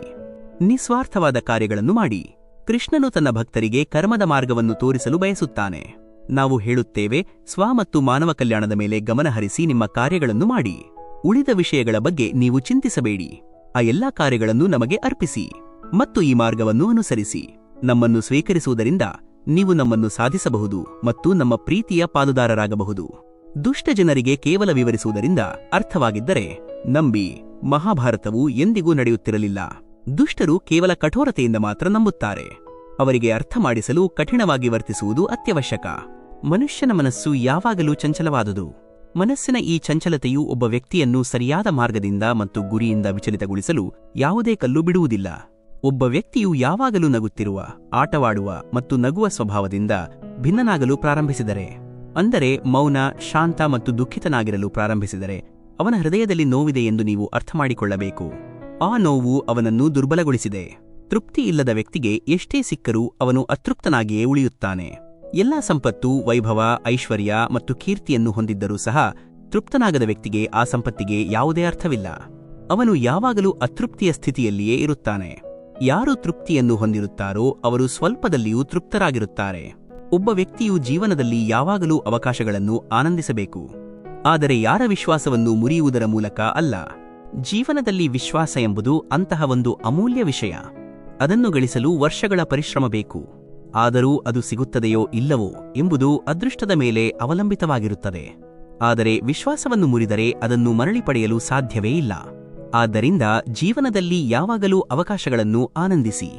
ಆದರೆ ವಿಶ್ವಾಸವು ಮುರಿಯಲು ಎಂದಿಗೂ ಬಿಡಬೇಡಿ. ಪ್ರೀತಿಯಲ್ಲಿ ಯಾವುದೇ ಪ್ರತ್ಯೇಕತೆ ಇಲ್ಲ. ಪ್ರೀತಿಯೇ ಅಂತಿಮ ಸತ್ಯ. ಯೋಗವು ಅಂತಿಮವಾಗಿ ಪ್ರೀತಿಯ ಮೂಲಕ ಏಕೀಕರಣ. ಇದು ಎಂದಿಗೂ ಕೊನೆಗೊಳ್ಳದ ಒಂದು ಪ್ರಕ್ರಿಯೆ. ಯಾರು ಪ್ರೀತಿಯಲ್ಲಿ ಬೀಳುತ್ತಾರೋ ಅವರು ಜೀವನದಲ್ಲಿ ಮತ್ತು ಜೀವನದ ನಂತರವೂ ಪ್ರೀತಿಯ ಪ್ರಭಾವದಲ್ಲಿಯೇ ಇರುತ್ತಾರೆ. ಪ್ರೀತಿಯನ್ನು ಸಾಧಿಸಲು ಒಬ್ಬರು ತ್ಯಾಗ, ತಪಸ್ಸು ಮತ್ತು ಯೋಗದ ಆಶ್ರಯವನ್ನು ಪಡೆಯಬೇಕು. ಅಹಂಕಾರವನ್ನೂ ಮಾಡಬೇಡಿ. ಒಂದು ಕಲ್ಲು ಸಹ ಭಾರವಾದಾಗ ನೀರಿನಲ್ಲಿ ತನ್ನ ಅಸ್ತಿತ್ವವನ್ನು ಕಳೆದುಕೊಳ್ಳುತ್ತದೆ. ತನ್ನ ಅಹಂಕಾರದಿಂದ ಭಾರವಾದ ವ್ಯಕ್ತಿಯು ಆ ಕಲ್ಲಿನಂತೆಯೇ. ಅದು ಭಾರವಾಗಿದ್ದರೂ ನದಿಯ ಹರಿವಿನಲ್ಲಿ ಮುಳುಗಿ ತನ್ನ ಅಸ್ತಿತ್ವವನ್ನು ಕಳೆದುಕೊಳ್ಳುತ್ತದೆ. ದೇವರು ನಿಮ್ಮನ್ನು ಹೆಚ್ಚು ಪ್ರೀತಿಸಿದರೆ ಅವನು ನಿಮ್ಮನ್ನು ಕಾಯುವಂತೆ ಮಾಡುತ್ತಾನೆ. ಬಹುಶಃ ನೀವು ಕೇಳಿದ್ದಕ್ಕಿಂತ ಹೆಚ್ಚಿನದನ್ನು ಅವನು ನಿಮಗೆ ನೀಡಲು ಹೋಗುತ್ತಿದ್ದಾನೆ. ಯಾವುದೇ ಗುರಿ, ಸಂತೋಷ ಅಥವಾ ಯಶಸ್ಸನ್ನು ಸಾಧಿಸಲು ಹೆಚ್ಚು ಸಮಯ ತೆಗೆದುಕೊಳ್ಳುತ್ತಿದ್ದರೆ, ಆ ಕಾಯುವಿಕೆಯ ಅವಧಿ ಹೆಚ್ಚಿದ್ದರೆ ನೀವು ನಿರೀಕ್ಷಿಸಿದ್ದಕ್ಕಿಂತ ಹೆಚ್ಚಿನದನ್ನು ಪಡೆಯಲು ಹೋಗುತ್ತಿದ್ದೀರಿ ಎಂದರ್ಥ. ನಿಮ್ಮ ಕರ್ಮದ ಮೇಲೆ ದೃಢವಾಗಿರಿ ಮತ್ತು ಅದನ್ನು ಸಾಧಿಸಿ. ನಿಮ್ಮ ಕರ್ಮವನ್ನು ಪರೀಕ್ಷಿಸುತ್ತಿರುವ ಆ ದೇವರ ಮೇಲೆ ನಂಬಿಕೆ ಇಡಿ. ಜೀವನವು ಭವಿಷ್ಯದಲ್ಲಿ ಇಲ್ಲ, ಭೂತಕಾಲದಲ್ಲಿಯೂ ಇಲ್ಲ. ಜೀವನವು ಕೇವಲ ಈ ಕ್ಷಣದಲ್ಲಿ ಮಾತ್ರ ಇದೆ, ಕೇವಲ ಈ ಕ್ಷಣದಲ್ಲಿ ಮಾತ್ರ. ಶ್ರೀಕೃಷ್ಣನಾದ ನಾವು ಜೀವನವನ್ನು ಭೂತಕಾಲಕ್ಕೆ ಬಿಟ್ಟು ಬಿಡುವವರಿಗೆ ಎಚ್ಚರಿಕೆ ನೀಡುತ್ತೇವೆ. ಜೀವನದ ಅರ್ಥವು ಭೂತಕಾಲವಲ್ಲ ಮತ್ತು ಭವಿಷ್ಯವೂ ಅಲ್ಲ. ಜೀವನವು ಕೇವಲ ವರ್ತಮಾನ. ಆದ್ದರಿಂದ ನಿಮ್ಮ ಜೀವನವನ್ನು ವರ್ತಮಾನದಲ್ಲಿ ಸಂತೋಷದಿಂದ ಜೀವಿಸಿ. ನಿಮ್ಮ ಜೀವನದಲ್ಲಿ ನಿಸ್ವಾರ್ಥ ಕೆಲಸವನ್ನು ಅಳವಡಿಸಿಕೊಳ್ಳಿ. ಸೃಷ್ಟಿಕರ್ತನ ಇಚ್ಛೆಯಲ್ಲಿ ಏನನ್ನು ಮಾಡಲಾಗಿದೆಯೋ ಅದರ ಫಲಿತಾಂಶವನ್ನು ನಾವು ಪಡೆಯುತ್ತೇವೆ. ದೇವರು ಸಹ ಕಾನೂನಿನ ನಿಯಮವನ್ನು ತಪ್ಪಿಸಲು ಸಾಧ್ಯವಿಲ್ಲ. ಕೃಷ್ಣನು ರಾಧೆಯನ್ನು ಹೇಗೆ ಬೇಷರತ್ತಾಗಿ ಪ್ರೀತಿಸಿದನೋ, ಮೀರಾ ಕೃಷ್ಣನನ್ನು ತನ್ನ ಪತಿಯೆಂದು ಭಾವಿಸಿದಳು. ಆದರೆ ಕಾನೂನಿನ ನಿಯಮದಲ್ಲಿ ರುಕ್ಮಿಣಿಯು ಅವನೊಂದಿಗೆ ಇರುತ್ತಾಳೆ ಎಂದು ಬರೆಯಲಾಗಿತ್ತು. ಅದನ್ನು ಸೃಷ್ಟಿಕರ್ತನಾದ ನಾವು ಸಹ ತಪ್ಪಿಸಲು ಸಾಧ್ಯವಾಗಲಿಲ್ಲ. ಇಡೀ ಜಗತ್ತು, ಈ ವಿಶ್ವವು ಬದಲಾಗಬಲ್ಲ ಮತ್ತು ಸ್ಥಿರ. ದೇವರು ಎಲ್ಲದರಲ್ಲೂ ನೆಲೆಸಿದ್ದಾನೆ. ಇಡೀ ವಿಶ್ವದಲ್ಲಿ ವ್ಯಾಪಿಸಿರುವುದು ದೇವರ ಮಾಯೆಯೇ. ದೇವರು ಭೂಮಿಯ ಮೇಲೆ ಇರುವ ಮಧುರ ಸಂಗೀತ. ದೇವರು ಅಗ್ನಿಯ ಶಾಖ. ದೇವರು ಪ್ರತಿಯೊಂದು ಜೀವಿಯಲ್ಲೂ ನೆಲೆಸಿದ್ದಾನೆ. ಯಾರು ಸನ್ಯಾಸಿಗಳ ಮನಸ್ಸನ್ನು ಶಾಂತಗೊಳಿಸಿ ಅವರನ್ನು ಆಧ್ಯಾತ್ಮಿಕ ಅಭ್ಯಾಸದಲ್ಲಿ ಮುಳುಗಿಸುತ್ತಾನೋ ಆ ಸ್ವನಿಯಂತ್ರಣವೂ ಸಹ ದೇವರೇ. ಫಲಿತಾಂಶವನ್ನು ಬಯಸದೆ ತನ್ನ ಕೆಲಸವನ್ನು ಮಾಡುವ ಮನುಷ್ಯ ಮಾತ್ರ ತನ್ನ ಜೀವನವನ್ನು ಯಶಸ್ವಿಗೊಳಿಸುತ್ತಾನೆ. ಯಾರು ತಮ್ಮ ಕೆಲಸದಲ್ಲಿ ನಂಬಿಕೆ ಇಡುತ್ತಾರೋ, ಯಾರು ತಮ್ಮ ಕೆಲಸದಿಂದ ಹಿಂದೆ ಸರಿಯುವುದಿಲ್ಲವೋ ಮತ್ತು ಫಲಿತಾಂಶದ ಬಗ್ಗೆ ಚಿಂತಿಸುವುದಿಲ್ಲವೋ ಆ ಮನುಷ್ಯನು ತನ್ನ ಜೀವನವನ್ನು ಯಶಸ್ವಿಗೊಳಿಸುತ್ತಾನೆ. ಚಿಂತಿಸುವ ವ್ಯಕ್ತಿಯು ಕೆಲವೊಮ್ಮೆ ನನ್ನ ಜೀವನವನ್ನು ಯಶಸ್ವಿಗೊಳಿಸಲು ಸಾಧ್ಯವಿಲ್ಲ. ಈ ಭೌತಿಕ ಜಗತ್ತಿನಲ್ಲಿ ಯಾರು ಸಂತೋಷದ ಪ್ರಾಪ್ತಿಯಲ್ಲಿ ಸಂತೋಷಪಡುವುದಿಲ್ಲವೋ ಮತ್ತು ಅಶುಭ ವಸ್ತುಗಳ ಪ್ರಾಪ್ತಿಯಲ್ಲಿ ದ್ವೇಷಿಸುವುದಿಲ್ಲವೋ ಅವನು ಸಂಪೂರ್ಣ ಜ್ಞಾನದಲ್ಲಿ ಸ್ಥಿರನಾಗಿರುತ್ತಾನೆ. ಈ ಜಗತ್ತು ನಾಶವಾಗಬಲ್ಲದು. ಈ ಜಗತ್ತಿನಲ್ಲಿ ದುಃಖ, ಸಂತೋಷ, ಆನಂದ, ವಿಷಾದ ಇತ್ಯಾದಿಗಳು ಒಂದು ಕ್ಷಣ ಮಾತ್ರ ಇರುತ್ತವೆ. ಯಾರು ಸಂತೋಷದಿಂದ ಸಂತೋಷಪಡುವುದಿಲ್ಲವೋ ಮತ್ತು ಯಾರು ಅಶುಭ ಘಟನೆಗಳಿಂದ ದುಃಖಿತರಾಗುವುದಿಲ್ಲವೋ ಅವನು ನಿಜವಾದ ನಿಯುತ ವ್ಯಕ್ತಿ. ತನ್ನ ಪಾಲಿನ ಕೆಲಸವನ್ನು ಮಾಡದೆ ಆಹಾರವನ್ನು ಪಡೆಯುವವನು ಕಳ್ಳ. ಈ ಜೀವನವು ಕರ್ಮದ ಮೇಲೆ ಆಧಾರಿತವಾಗಿದೆ. ಯಾರು ಕಠಿಣ ಪರಿಶ್ರಮದಿಂದ ತನಗಾಗಿ ಏನನ್ನಾದರೂ ಗಳಿಸುತ್ತಾನೋ ಅವನು ನಿಜವಾಗಿಯೂ ಆ ಫಲವನ್ನು ಅನುಭವಿಸುತ್ತಾನೆ. ಇಲ್ಲದಿದ್ದರೆ ಅವನು ಕುಳಿತಿರುವಲ್ಲೇ ಎಲ್ಲವನ್ನೂ ಪಡೆಯುವ ಕಳ್ಳನಂತೆ. ನಿಮಗೆ ಗೌರವ ನೀಡದ ವ್ಯಕ್ತಿಯೊಂದಿಗೆ ನಿಲ್ಲುವುದಕ್ಕಿಂತ ಏಕಾಂಗಿಯಾಗಿ ಇರುವುದು ಉತ್ತಮ. ನಿಮ್ಮ ಬಗ್ಗೆ ಗೌರವ ಮತ್ತು ಮರ್ಯಾದೆ ಇಲ್ಲದ ವ್ಯಕ್ತಿಯೊಂದಿಗೆ ಇರುವುದು ನಿಷ್ಪ್ರಯೋಜಕ. ಅವರು ಯಾವಾಗಲೂ ನಿಮ್ಮ ಕಡೆಗೆ ವೈರತ್ವದ ಭಾವನೆಯನ್ನು ಹೊಂದಿರುತ್ತಾರೆ. ಅಂತಹ ಜನರೊಂದಿಗೆ ಬದುಕುವುದಕ್ಕಿಂತ ಏಕಾಂಗಿಯಾಗಿ ಇರುವುದು ಉತ್ತಮ. ಹೆಚ್ಚು ನೇರವಾಗಿರುವುದು ಸಹ ಒಳ್ಳೆಯದಲ್ಲ, ಏಕೆಂದರೆ ಕಾಡಿನಲ್ಲಿ ನೇರವಾದ ಮರಗಳನ್ನು ಮೊದಲು ಕತ್ತರಿಸಲಾಗುತ್ತದೆ. ಈ ಜೀವನದಲ್ಲಿ ಹೆಚ್ಚು ನೇರ ಅಥವಾ ಸರಳವಾಗಿರುವುದು ಅನ್ಯಾಯ. ಯಾರು ಸರಳ ಮತ್ತು ನೇರ ಸ್ವಭಾವದವರಾಗಿರುತ್ತಾರೋ ಜನರು ಅರಿವಿಲ್ಲದೆಯೇ ಅವರ ಲಾಭವನ್ನು ಪಡೆದುಕೊಳ್ಳುತ್ತಾರೆ. ದಿವ್ಯತೆಯು ಕೇವಲ ಶಕ್ತಿಯುತವಾಗಿರುವುದರಲ್ಲಿ ಮಾತ್ರವಲ್ಲ, ಬದಲಾಗಿ ಇತರರಲ್ಲಿ ಶಕ್ತಿಯನ್ನು ಜಾಗೃತಗೊಳಿಸುವುದರಲ್ಲಿ ಅಡಗಿದೆ. ದಿವ್ಯತೆಯನ್ನು ಸಾಧಿಸಿದ ವ್ಯಕ್ತಿಯು ಇತರರ ಹಿತಾಸಕ್ತಿಯಲ್ಲಿದ್ದರೆ ಮಾತ್ರ ಶಕ್ತಿಯುತನಾಗಲು ಸಾಧ್ಯ. ಇದರಲ್ಲಿ ನಾವು ಅವನ ಶಕ್ತಿಯುತ ಅಸ್ತಿತ್ವದ ಬಗ್ಗೆ ತಿಳಿದುಕೊಳ್ಳುತ್ತೇವೆ. ಈ ಜೀವನದ ಯುದ್ಧದಲ್ಲಿ ನಾವು ನಾವೇ ಕೃಷ್ಣ ಮತ್ತು ಅರ್ಜುನರಾಗಬೇಕು. ಪ್ರತಿದಿನ ನಾವು ನಮ್ಮದೇ ಸಾರಥಿಯಾಗಿ ಜೀವನದ ಮಹಾಭಾರತವನ್ನು ಎದುರಿಸಬೇಕಾಗಿದೆ. ಈ ಜೀವನವು ಒಂದು ಯುದ್ಧಭೂಮಿ. ಇಲ್ಲಿ ನಾವು ಅಂತ್ಯವಿಲ್ಲದ ಹೋರಾಟಗಳನ್ನು ಎದುರಿಸಬೇಕಾಗಿದೆ. ಈ ಹೋರಾಟದಲ್ಲಿ ಮಹಾಭಾರತದಲ್ಲಿ ಒಬ್ಬರು ತಮ್ಮದೇ ಸಾರಥಿ, ತಮ್ಮದೇ ಮಾರ್ಗದರ್ಶಕ ಮತ್ತು ಯೋಧರಾಗಬೇಕು. ಒಳ್ಳೆಯ ಅದೃಷ್ಟದ ಜನರು ಸ್ವಲ್ಪ ಕೆಟ್ಟದ್ದಾದರೂ ದೇವರಿಗೆ ಶಾಪ ಹಾಕುತ್ತಾರೆ. ಮತ್ತು ಕೆಟ್ಟ ಅದೃಷ್ಟದ ಜನರು ಸ್ವಲ್ಪ ಒಳ್ಳೆಯದಾದರೂ ದೇವರನ್ನು ನೆನೆದು ಧನ್ಯವಾದ ಹೇಳುತ್ತಾರೆ. ಯಾರು ಉತ್ತಮ ಅದೃಷ್ಟವನ್ನು ಹೊಂದಿರುತ್ತಾರೋ ಅವರಿಗೆ ಸಂಪನ್ಮೂಲಗಳ ಕೊರತೆ ಇರುವುದಿಲ್ಲ. ಅವರು ಸ್ವಲ್ಪ ಕಷ್ಟವನ್ನು ಸಹ ಅನುಭವಿಸುವುದಿಲ್ಲ. ಅವರು ಸ್ವಲ್ಪ ಕೊರತೆಗಾಗಿಯೂ ಸಹ ದೇವರಿಗೆ ಶಾಪ ಹಾಕುತ್ತಾರೆ. ಆದರೆ ಯಾರು ಕೊರತೆಯನ್ನು ಹೊಂದಿರುತ್ತಾರೋ ಅವರಿಗೆ ಸ್ವಲ್ಪ ಆಶೀರ್ವಾದ ಅಥವಾ ಸಂತೋಷ ಸಿಕ್ಕರೂ ಅವರು ದೇವರಿಗೆ ಧನ್ಯವಾದ ಹೇಳುತ್ತಾರೆ.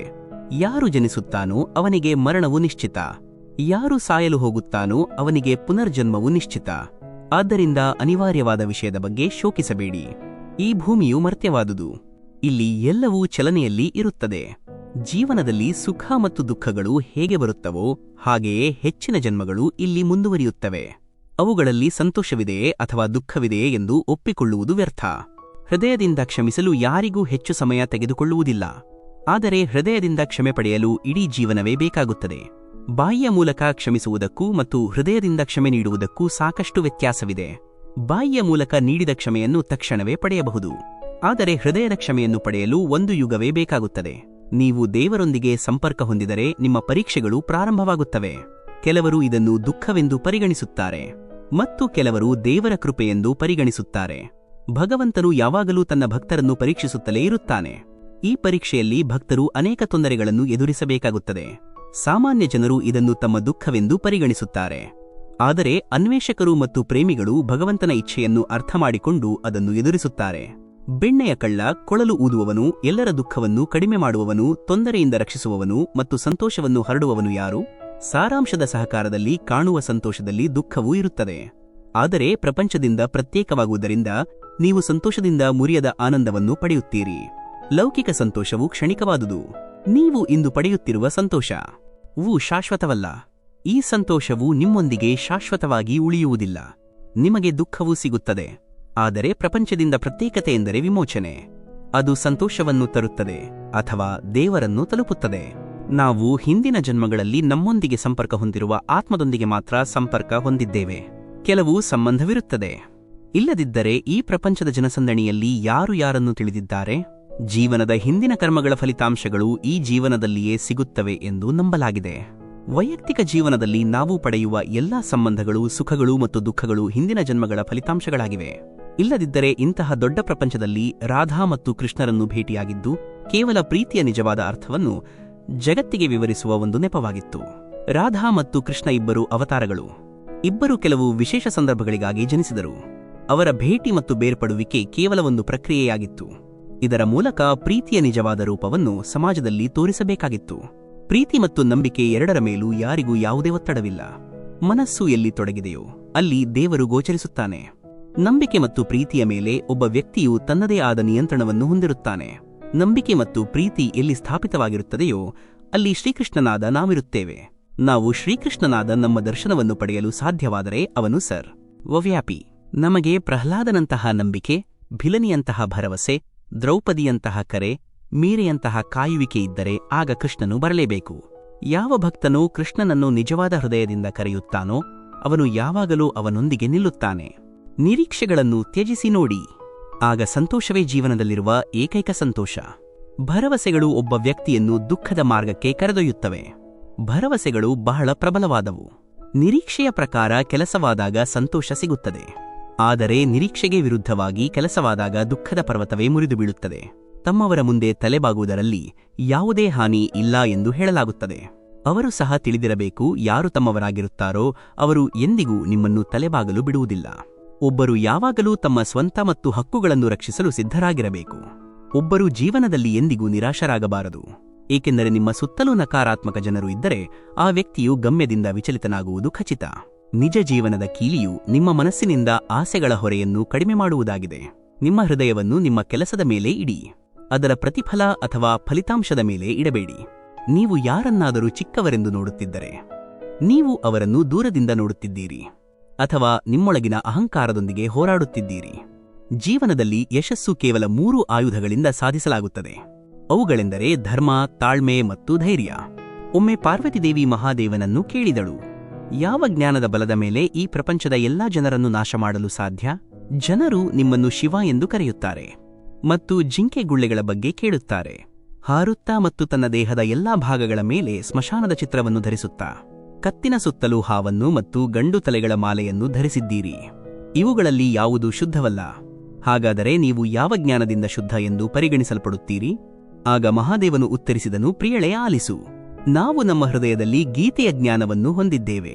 ಅದನ್ನು ಧರಿಸುವುದರಿಂದ ನಾವು ಪವಿತ್ರ ಎಂದು ಪರಿಗಣಿಸಲ್ಪಟ್ಟಿದ್ದೇವೆ. ಈ ಜ್ಞಾನದಿಂದಾಗಿ ನಾವು ಬಾಹ್ಯ ಕಾರ್ಯಗಳಿಂದ ಪ್ರಭಾವಿತರಾಗುವುದಿಲ್ಲ. ಆಗ ಪಾರ್ವತಿದೇವಿ ಕೇಳಿದಳು, ಓ ಪ್ರಭು, ನೀವು ತುಂಬಾ ಹೊಗಳಿದ ಗೀತೆಯ ಜ್ಞಾನವನ್ನು ಕೇಳುವುದರಿಂದ ಯಾರಿಗಾದರೂ ಏನಾದರೂ ಪ್ರಯೋಜನವಾಗಿದೆಯೇ? ಮಹಾದೇವನು ಉತ್ತರಿಸುತ್ತಾ ಹೇಳಿದನು, ಈ ಜ್ಞಾನವನ್ನು ಕೇಳುವುದರಿಂದ ಅನೇಕ ಜೀವಿಗಳು ಆಶೀರ್ವದಿಸಲ್ಪಟ್ಟಿದ್ದಾರೆ ಮತ್ತು ಭವಿಷ್ಯದಲ್ಲಿಯೂ ಆಶೀರ್ವದಿಸಲ್ಪಡುವರು. ನಾವು ನಿಮಗೆ ಒಂದು ಪ್ರಾಚೀನ ಕಥೆಯನ್ನು ಹೇಳುತ್ತಿದ್ದೇವೆ, ಆಲಿಸು. ಒಮ್ಮೆ ಪಾತಾಳದಲ್ಲಿ ಶೇಷನಾಗನ ಹಾಸಿಗೆಯ ಮೇಲೆ ಶ್ರೀನಾರಾಯಣನು ಕಣ್ಣು ಮುಚ್ಚಿ ಆನಂದದಲ್ಲಿ ಮುಳುಗಿ ದನು ಮತ್ತು ದೇವರ ಪಾದಗಳನ್ನು ಒತ್ತುತ್ತಿದ್ದ ಲಕ್ಷ್ಮೀದೇವಿ ಕೇಳಿದಳು, ಓ ಪ್ರಭು, ನಿದ್ರೆ ಮತ್ತು ಸೋಮಾರಿತನವು ತಾಮಸಿಕ ಜೀವಿಗಳಾದ ಆ ಪುರುಷರಲ್ಲಿ ಮೇಲುಗೈ ಸಾಧಿಸುತ್ತದೆ. ನೀವು ವಾಸುದೇವ, ನೀವು ಕಣ್ಣು ಮುಚ್ಚಿದ್ದೀರಿ ಎಂಬ ವಿಷಯದಿಂದ ನಾವು ತುಂಬಾ ಆಶ್ಚರ್ಯಚಕಿತರಾಗಿದ್ದೇವೆ. ನಾರಾಯಣನು ಉತ್ತರಿಸುತ್ತಾ ಹೇಳಿದನು, ಓ ಲಕ್ಷ್ಮಿ, ನಿದ್ರೆ ಮತ್ತು ಸೋಮಾರಿತನವು ನಮ್ಮಲ್ಲಿ ಮೇಲುಗೈ ಸಾಧಿಸಿರಲಿಲ್ಲ. ಭಗವದ್ಗೀತೆಯು ಒಂದು ಶಬ್ದರೂಪ. ಅದರಲ್ಲಿರುವ ಜ್ಞಾನಕ್ಕೆ ರೂಪ ಮತ್ತು ಆಕಾರವಿದೆ. ಈ ಗೀತೆಯು ಶಬ್ದರೂಪದ ಅವತಾರವಾಗಿದೆ. ಈ ಗೀತೆಯಲ್ಲಿ 5 ಅಧ್ಯಾಯಗಳು ನಮ್ಮ ಮುಖ್ಯವಾದವು, 10 ಅಧ್ಯಾಯಗಳು ನಮ್ಮ ಕೈಗಳು, 16 ಅಧ್ಯಾಯಗಳು ನಮ್ಮ ಹೃದಯ ಮತ್ತು ಮನಸ್ಸು, ಮತ್ತು ನಮ್ಮ ಮೋಕ್ಷವು 17ನೇ ಅಧ್ಯಾಯ. 18ನೇ ಅಧ್ಯಾಯ ನಮ್ಮ ಪಾದಗಳು. ಗೀತೆಯ ಶ್ಲೋಕಗಳು ನಮ್ಮ ನರಗಳು ಮತ್ತು ಗೀತೆಯ ಅಕ್ಷರಗಳು ನಮ್ಮ ರೂಪ. ಶಬ್ದರೂಪದಲ್ಲಿರುವ ಗೀತೆಯ ಜ್ಞಾನವು ನಮ್ಮ ಹೃದಯದಲ್ಲಿರುತ್ತದೆ. ನಾವು ಅದರ ಬಗ್ಗೆ ಯೋಚಿಸುತ್ತೇವೆ ಮತ್ತು ಬಹಳ ಆನಂದವನ್ನು ಪಡೆಯುತ್ತೇವೆ. ಲಕ್ಷ್ಮೀದೇವಿ ಕೇಳಿದಳು, ಶ್ರೀನಾರಾಯಣ, ಶ್ರೀಗೀತೆಯಲ್ಲಿ ಇಷ್ಟೊಂದು ಜ್ಞಾನವಿದ್ದರೆ ಅದನ್ನು ಕೇಳುವುದರಿಂದ ಯಾವುದೇ ಜೀವಿಗೆ ಆಶೀರ್ವಾದ ಸಿಕ್ಕಿದೆಯೇ? ಆಗ ಶ್ರೀನಾರಾಯಣನು ಹೇಳಿದನು, ಓ ಲಕ್ಷ್ಮಿ, ಗೀತೆಯ ಜ್ಞಾನವನ್ನು ಕೇಳುವುದರಿಂದ ಅನೇಕ ಜೀವಿಗಳು ಆಶೀರ್ವದಿಸಲ್ಪಟ್ಟಿದ್ದಾರೆ. ಆಲಿಸು. ಚಂಡಾಲನ ಕರ್ತವ್ಯಗಳನ್ನು ನಿರ್ವಹಿಸುತ್ತಿದ್ದ ಒಬ್ಬ ಮನುಷ್ಯನಿದ್ದ.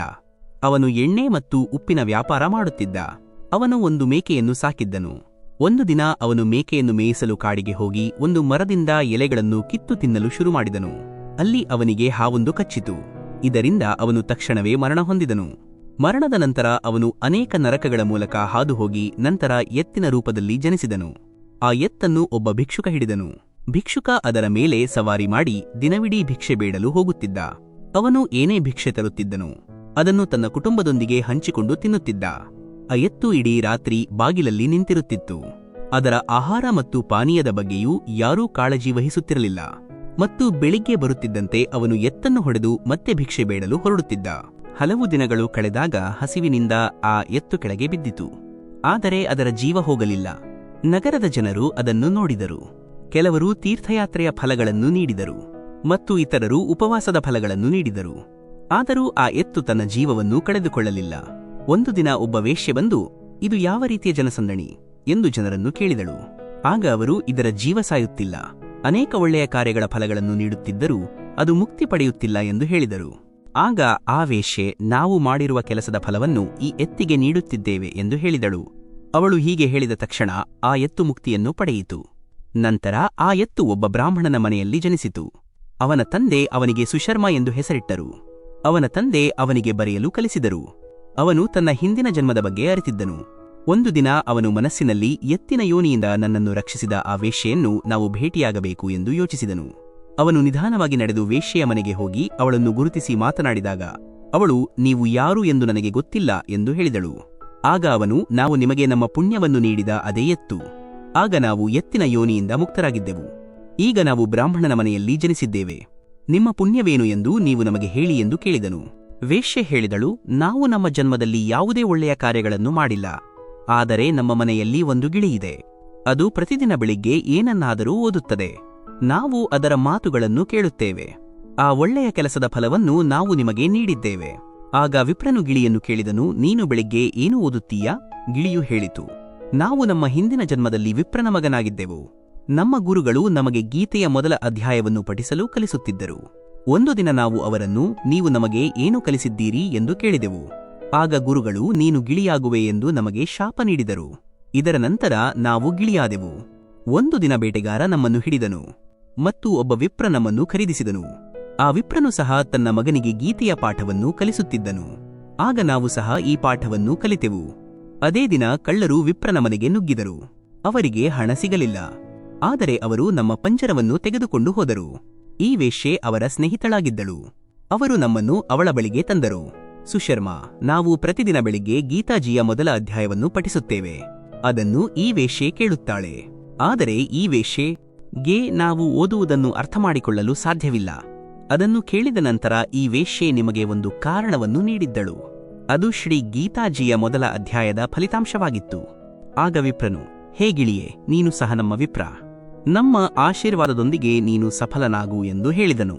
ಲಕ್ಷ್ಮೀದೇವಿ, ಶ್ರೀನಾರಾಯಣ, ಶ್ರೀಗೀತೆಯಲ್ಲಿ ಇಷ್ಟೊಂದು ಜ್ಞಾನವಿದ್ದರೆ ಅದನ್ನು ಕೇಳಿದ ನಂತರ ಯಾರಿಗಾದರೂ ಆಶೀರ್ವಾದ ಸಿಕ್ಕಿದೆಯೇ ಎಂದು ಕೇಳಿದಳು. ಆಗ ಶ್ರೀನಾರಾಯಣನು, ಓ ಲಕ್ಷ್ಮಿ, ಗೀತೆಯ ಜ್ಞಾನವನ್ನು ಕೇಳುವುದರಿಂದ ಅನೇಕ ಜೀವಿಗಳು ಆಶೀರ್ವದಿಸಲ್ಪಟ್ಟಿದ್ದಾರೆ. ಆದ್ದರಿಂದ ದಯವಿಟ್ಟು ಆಲಿಸು. ಚಂಡಾಲನ ಕರ್ತವ್ಯಗಳನ್ನು ನಿರ್ವಹಿಸುತ್ತಿದ್ದ ಒಬ್ಬ ಮನುಷ್ಯನಿದ್ದ ಮತ್ತು ಅವನು ಎಣ್ಣೆ ಮತ್ತು ಉಪ್ಪಿನ ವ್ಯಾಪಾರದಲ್ಲಿ ತೊಡಗಿದ್ದನು. ಅವನು ಒಂದು ಮೇಕೆಯನ್ನು ಸಾಕಿದ್ದನು. ಒಂದು ದಿನ ಅವನು ಮೇಕೆಯನ್ನು ಮೇಯಿಸಲು ಕಾಡಿಗೆ ಹೋಗಿ ಮರದಿಂದ ಎಲೆಗಳನ್ನು ಕೀಳಲು ಶುರುಮಾಡಿದನು. ಅಲ್ಲಿ ಅವನಿಗೆ ಹಾವೊಂದು ಕಚ್ಚಿತು. ಇದರಿಂದ ಅವನು ತಕ್ಷಣವೇ ಮರಣ ಹೊಂದಿದನು. ಅವನ ಮರಣದ ನಂತರ ಅವನು ಅನೇಕ ನರಕಗಳ ಮೂಲಕ ಹಾದುಹೋಗಿ ನಂತರ ಎತ್ತಿನ ರೂಪದಲ್ಲಿ ಜನಿಸಿದನು. ಆ ಎತ್ತನ್ನು ಒಬ್ಬ ಭಿಕ್ಷುಕ ಸಾಧನವಾಗಿ ಮಾಡಿಕೊಂಡನು. ಭಿಕ್ಷುಕ ಅವನಿಗೆ ಆಕರ್ಷಿತನಾಗಿ ದಿನವಿಡೀ ಭಿಕ್ಷೆ ಬೇಡಲು ಹೋಗುತ್ತಿದ್ದನು. ಅವನು ಭಿಕ್ಷೆಯಲ್ಲಿ ತಂದಿದ್ದನ್ನು ತನ್ನ ಕುಟುಂಬದೊಂದಿಗೆ ತಿನ್ನುತ್ತಿದ್ದನು ಮತ್ತು ಆ ಎತ್ತು ಇಡೀ ರಾತ್ರಿ ಬಾಗಿಲಲ್ಲಿ ನಿಂತಿರುತ್ತಿತ್ತು. ಅದರ ಆಹಾರ ಮತ್ತು ಪಾನೀಯದ ಬಗ್ಗೆಯೂ ಯಾರೂ ಕಾಳಜಿ ವಹಿಸುತ್ತಿರಲಿಲ್ಲ. ಮತ್ತು ಬೆಳಿಗ್ಗೆ ಬರುತ್ತಿದ್ದಂತೆ ಎತ್ತನ್ನು ಹೊಡೆದು ಮತ್ತೆ ಭಿಕ್ಷೆ ಬೇಡಲು ಹೊರಡುತ್ತಿದ್ದನು. ಹಲವು ದಿನಗಳು ಕಳೆದಾಗ ಹಸಿವಿನಿಂದ ಆ ಎತ್ತು ಕೆಳಗೆ ಬಿದ್ದಿತು. ಆದರೆ ಅದರ ಜೀವ ಹೋಗಲಿಲ್ಲ. ನಗರದ ಜನರು ನೋಡಿದರು. ಯಾರೋ ಒಬ್ಬರು ಎತ್ತಿಗೆ ತೀರ್ಥಯಾತ್ರೆಯ ಫಲವನ್ನು ನೀಡಿದರು ಮತ್ತು ಯಾರೋ ಒಬ್ಬರು ಉಪವಾಸದ ಫಲವನ್ನು ನೀಡಿದರು. ಆದರೂ ಆ ಎತ್ತು ಸಾಯಲಿಲ್ಲ. ಒಂದು ದಿನ ಒಬ್ಬ ವೇಶ್ಯೆ ಬಂದು ಜನರನ್ನು ಕೇಳಿದಳು, ಇದು ಯಾವ ರೀತಿಯ ಜನಸಂದಣಿ? ಆಗ ಅವರು, ಇದು ಸಾಯುತ್ತಿಲ್ಲ, ಅನೇಕ ಒಳ್ಳೆಯ ಕಾರ್ಯಗಳ ಫಲಗಳನ್ನು ನೀಡುತ್ತಿದ್ದರೂ ಅದು ಮುಕ್ತಿ ಪಡೆಯುತ್ತಿಲ್ಲ ಎಂದು ಹೇಳಿದರು. ಆಗ ಆ ವೇಶ್ಯೆ, ನಾವು ಮಾಡಿರುವ ಕೆಲಸದ ಫಲವನ್ನು ಈ ಎತ್ತಿಗೆ ನೀಡುತ್ತೇವೆ ಎಂದು ಹೇಳಿದಳು. ಎತ್ತು ಮುಕ್ತವಾದಾಗ ಆ ಎತ್ತು ಒಬ್ಬ ಬ್ರಾಹ್ಮಣನ ಮನೆಯಲ್ಲಿ ಜನಿಸಿತು. ಅವನ ತಂದೆ ಅವನಿಗೆ ಸುಶರ್ಮಾ ಎಂದು ಹೆಸರಿಟ್ಟರು. ಅವನ ತಂದೆ ಅವನಿಗೆ ಕಲಿಸಿದರು ಮತ್ತು ಅವನು ತನ್ನ ಹಿಂದಿನ ಜನ್ಮವನ್ನು ನೆನಪಿಸಿಕೊಂಡನು.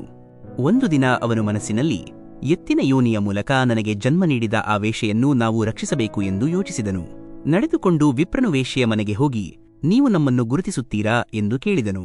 ವೇಶ್ಯೆ, ನೀವು ಯಾರು ಎಂದು ನನಗೆ ಗೊತ್ತಿಲ್ಲ ಎಂದು ಹೇಳಿದಳು. ಆಗ ಅವನು, ನಾವು ನಿಮಗೆ ನಮ್ಮ ಪುಣ್ಯವನ್ನು ನೀಡಿದ ಅದೇ ಎತ್ತು. ಆಗ ನಾವು ಎತ್ತಿನ ಯೋನಿಯಿಂದ ಮುಕ್ತರಾಗಿದ್ದೆವು. ಈಗ ನಾವು ವಿಪ್ರನ ಮನೆಯಲ್ಲಿ ಜನಿಸಿದ್ದೇವೆ.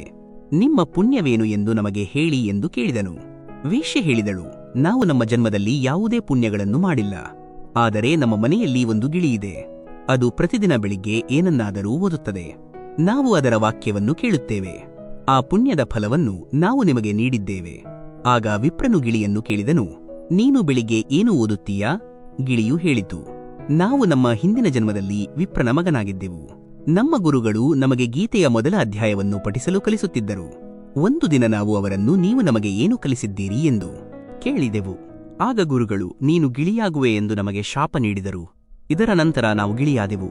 ಒಂದು ದಿನ ಬೇಟೆಗಾರ ನಮ್ಮನ್ನು ಹಿಡಿದು ಒಬ್ಬ ವಿಪ್ರ ನಮ್ಮನ್ನು ಖರೀದಿಸಿದನು. ಆ ವಿಪ್ರನು ಸಹ ತನ್ನ ಮಗನಿಗೆ ಗೀತೆಯ ಪಾಠವನ್ನು ಕಲಿಸುತ್ತಿದ್ದನು.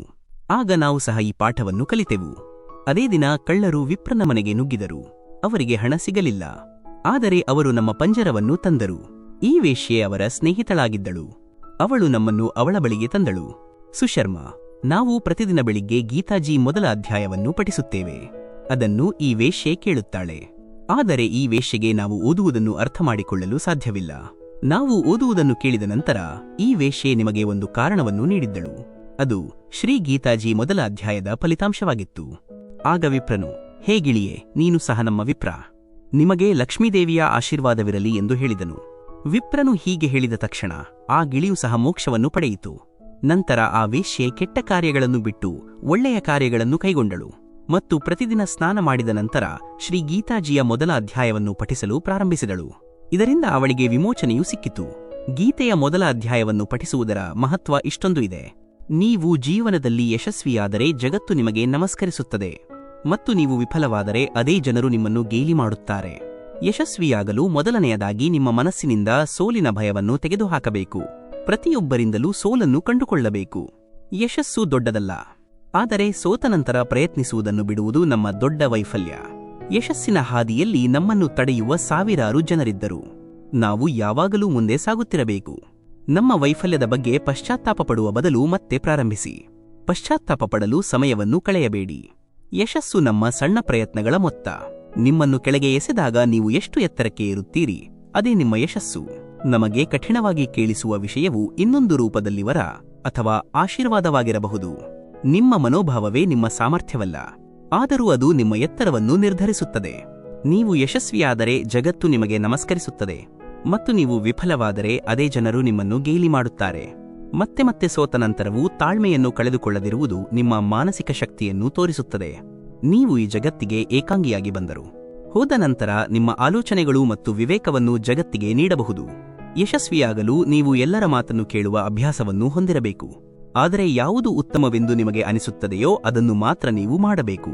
ಕೆಲವರು ಯಶಸ್ವಿಯಾಗುವ ಕನಸುಗಳನ್ನು ಮಾತ್ರ ನೋಡುತ್ತಾರೆ, ಆದರೆ ಕೆಲವರು ಅದಕ್ಕಾಗಿ ಪ್ರತಿಕ್ಷಣವೂ ಕಷ್ಟಪಟ್ಟು ಕೆಲಸ ಮಾಡುತ್ತಾರೆ.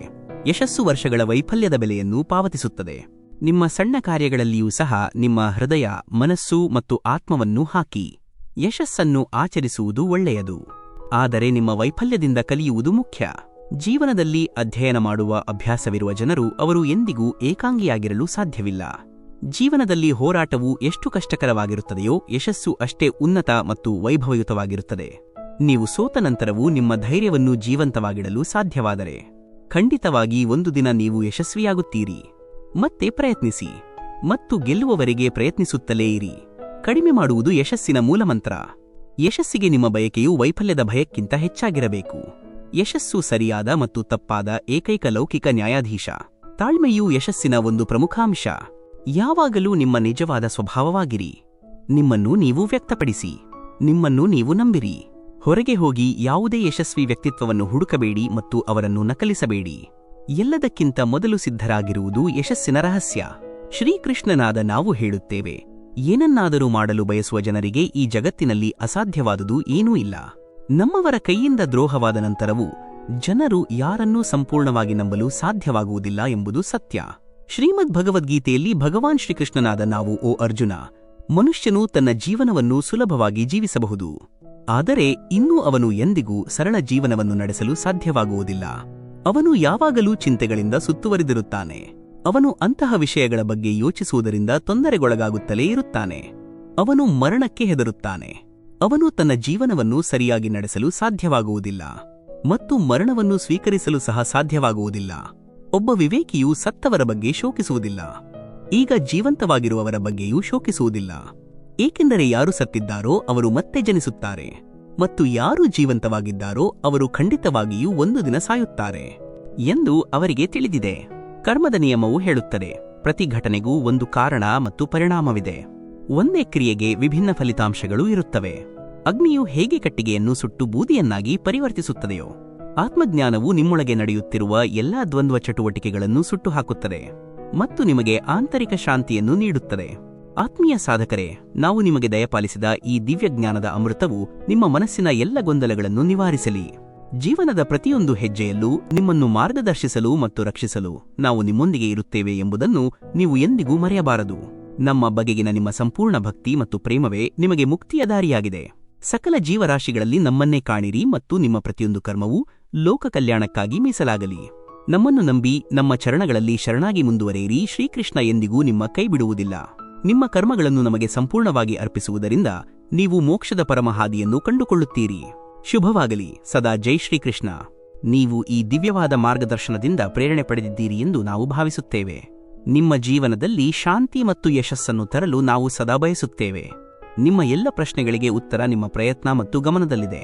ನಿಮ್ಮ ಗುರಿ ಸಾಧನೆಗಾಗಿ ನೀಡಿರುವ ಅಮೂಲ್ಯವಾದ ಈ ಅನುಭವಗಳನ್ನು ನಿಮ್ಮ ಮನಸ್ಸಿನಲ್ಲಿ ಭದ್ರವಾಗಿ ಇರಿಸಿಕೊಳ್ಳಿ. ಈ ವಿಡಿಯೋ ನಿಮಗೆ ಇಷ್ಟವಾಗಿದ್ದರೆ ದಯವಿಟ್ಟು ಲೈಕ್ ಮಾಡಿ ಮತ್ತು ನಮ್ಮ ಗೀತಾ ಸಾರಾ ಚಾನೆಲ್ಗೆ ಚಂದಾದಾರರಾಗಿ. ಈ ಜ್ಞಾನವನ್ನು ನಿಮ್ಮ ಪ್ರೀತಿಪಾತ್ರರೊಂದಿಗೆ ಹಂಚಿಕೊಳ್ಳಿ. ಓಂ ನಮೋ ಭಗವತೆ ವಾಸುದೇವಾಯ. ಧನ್ಯವಾದಗಳು.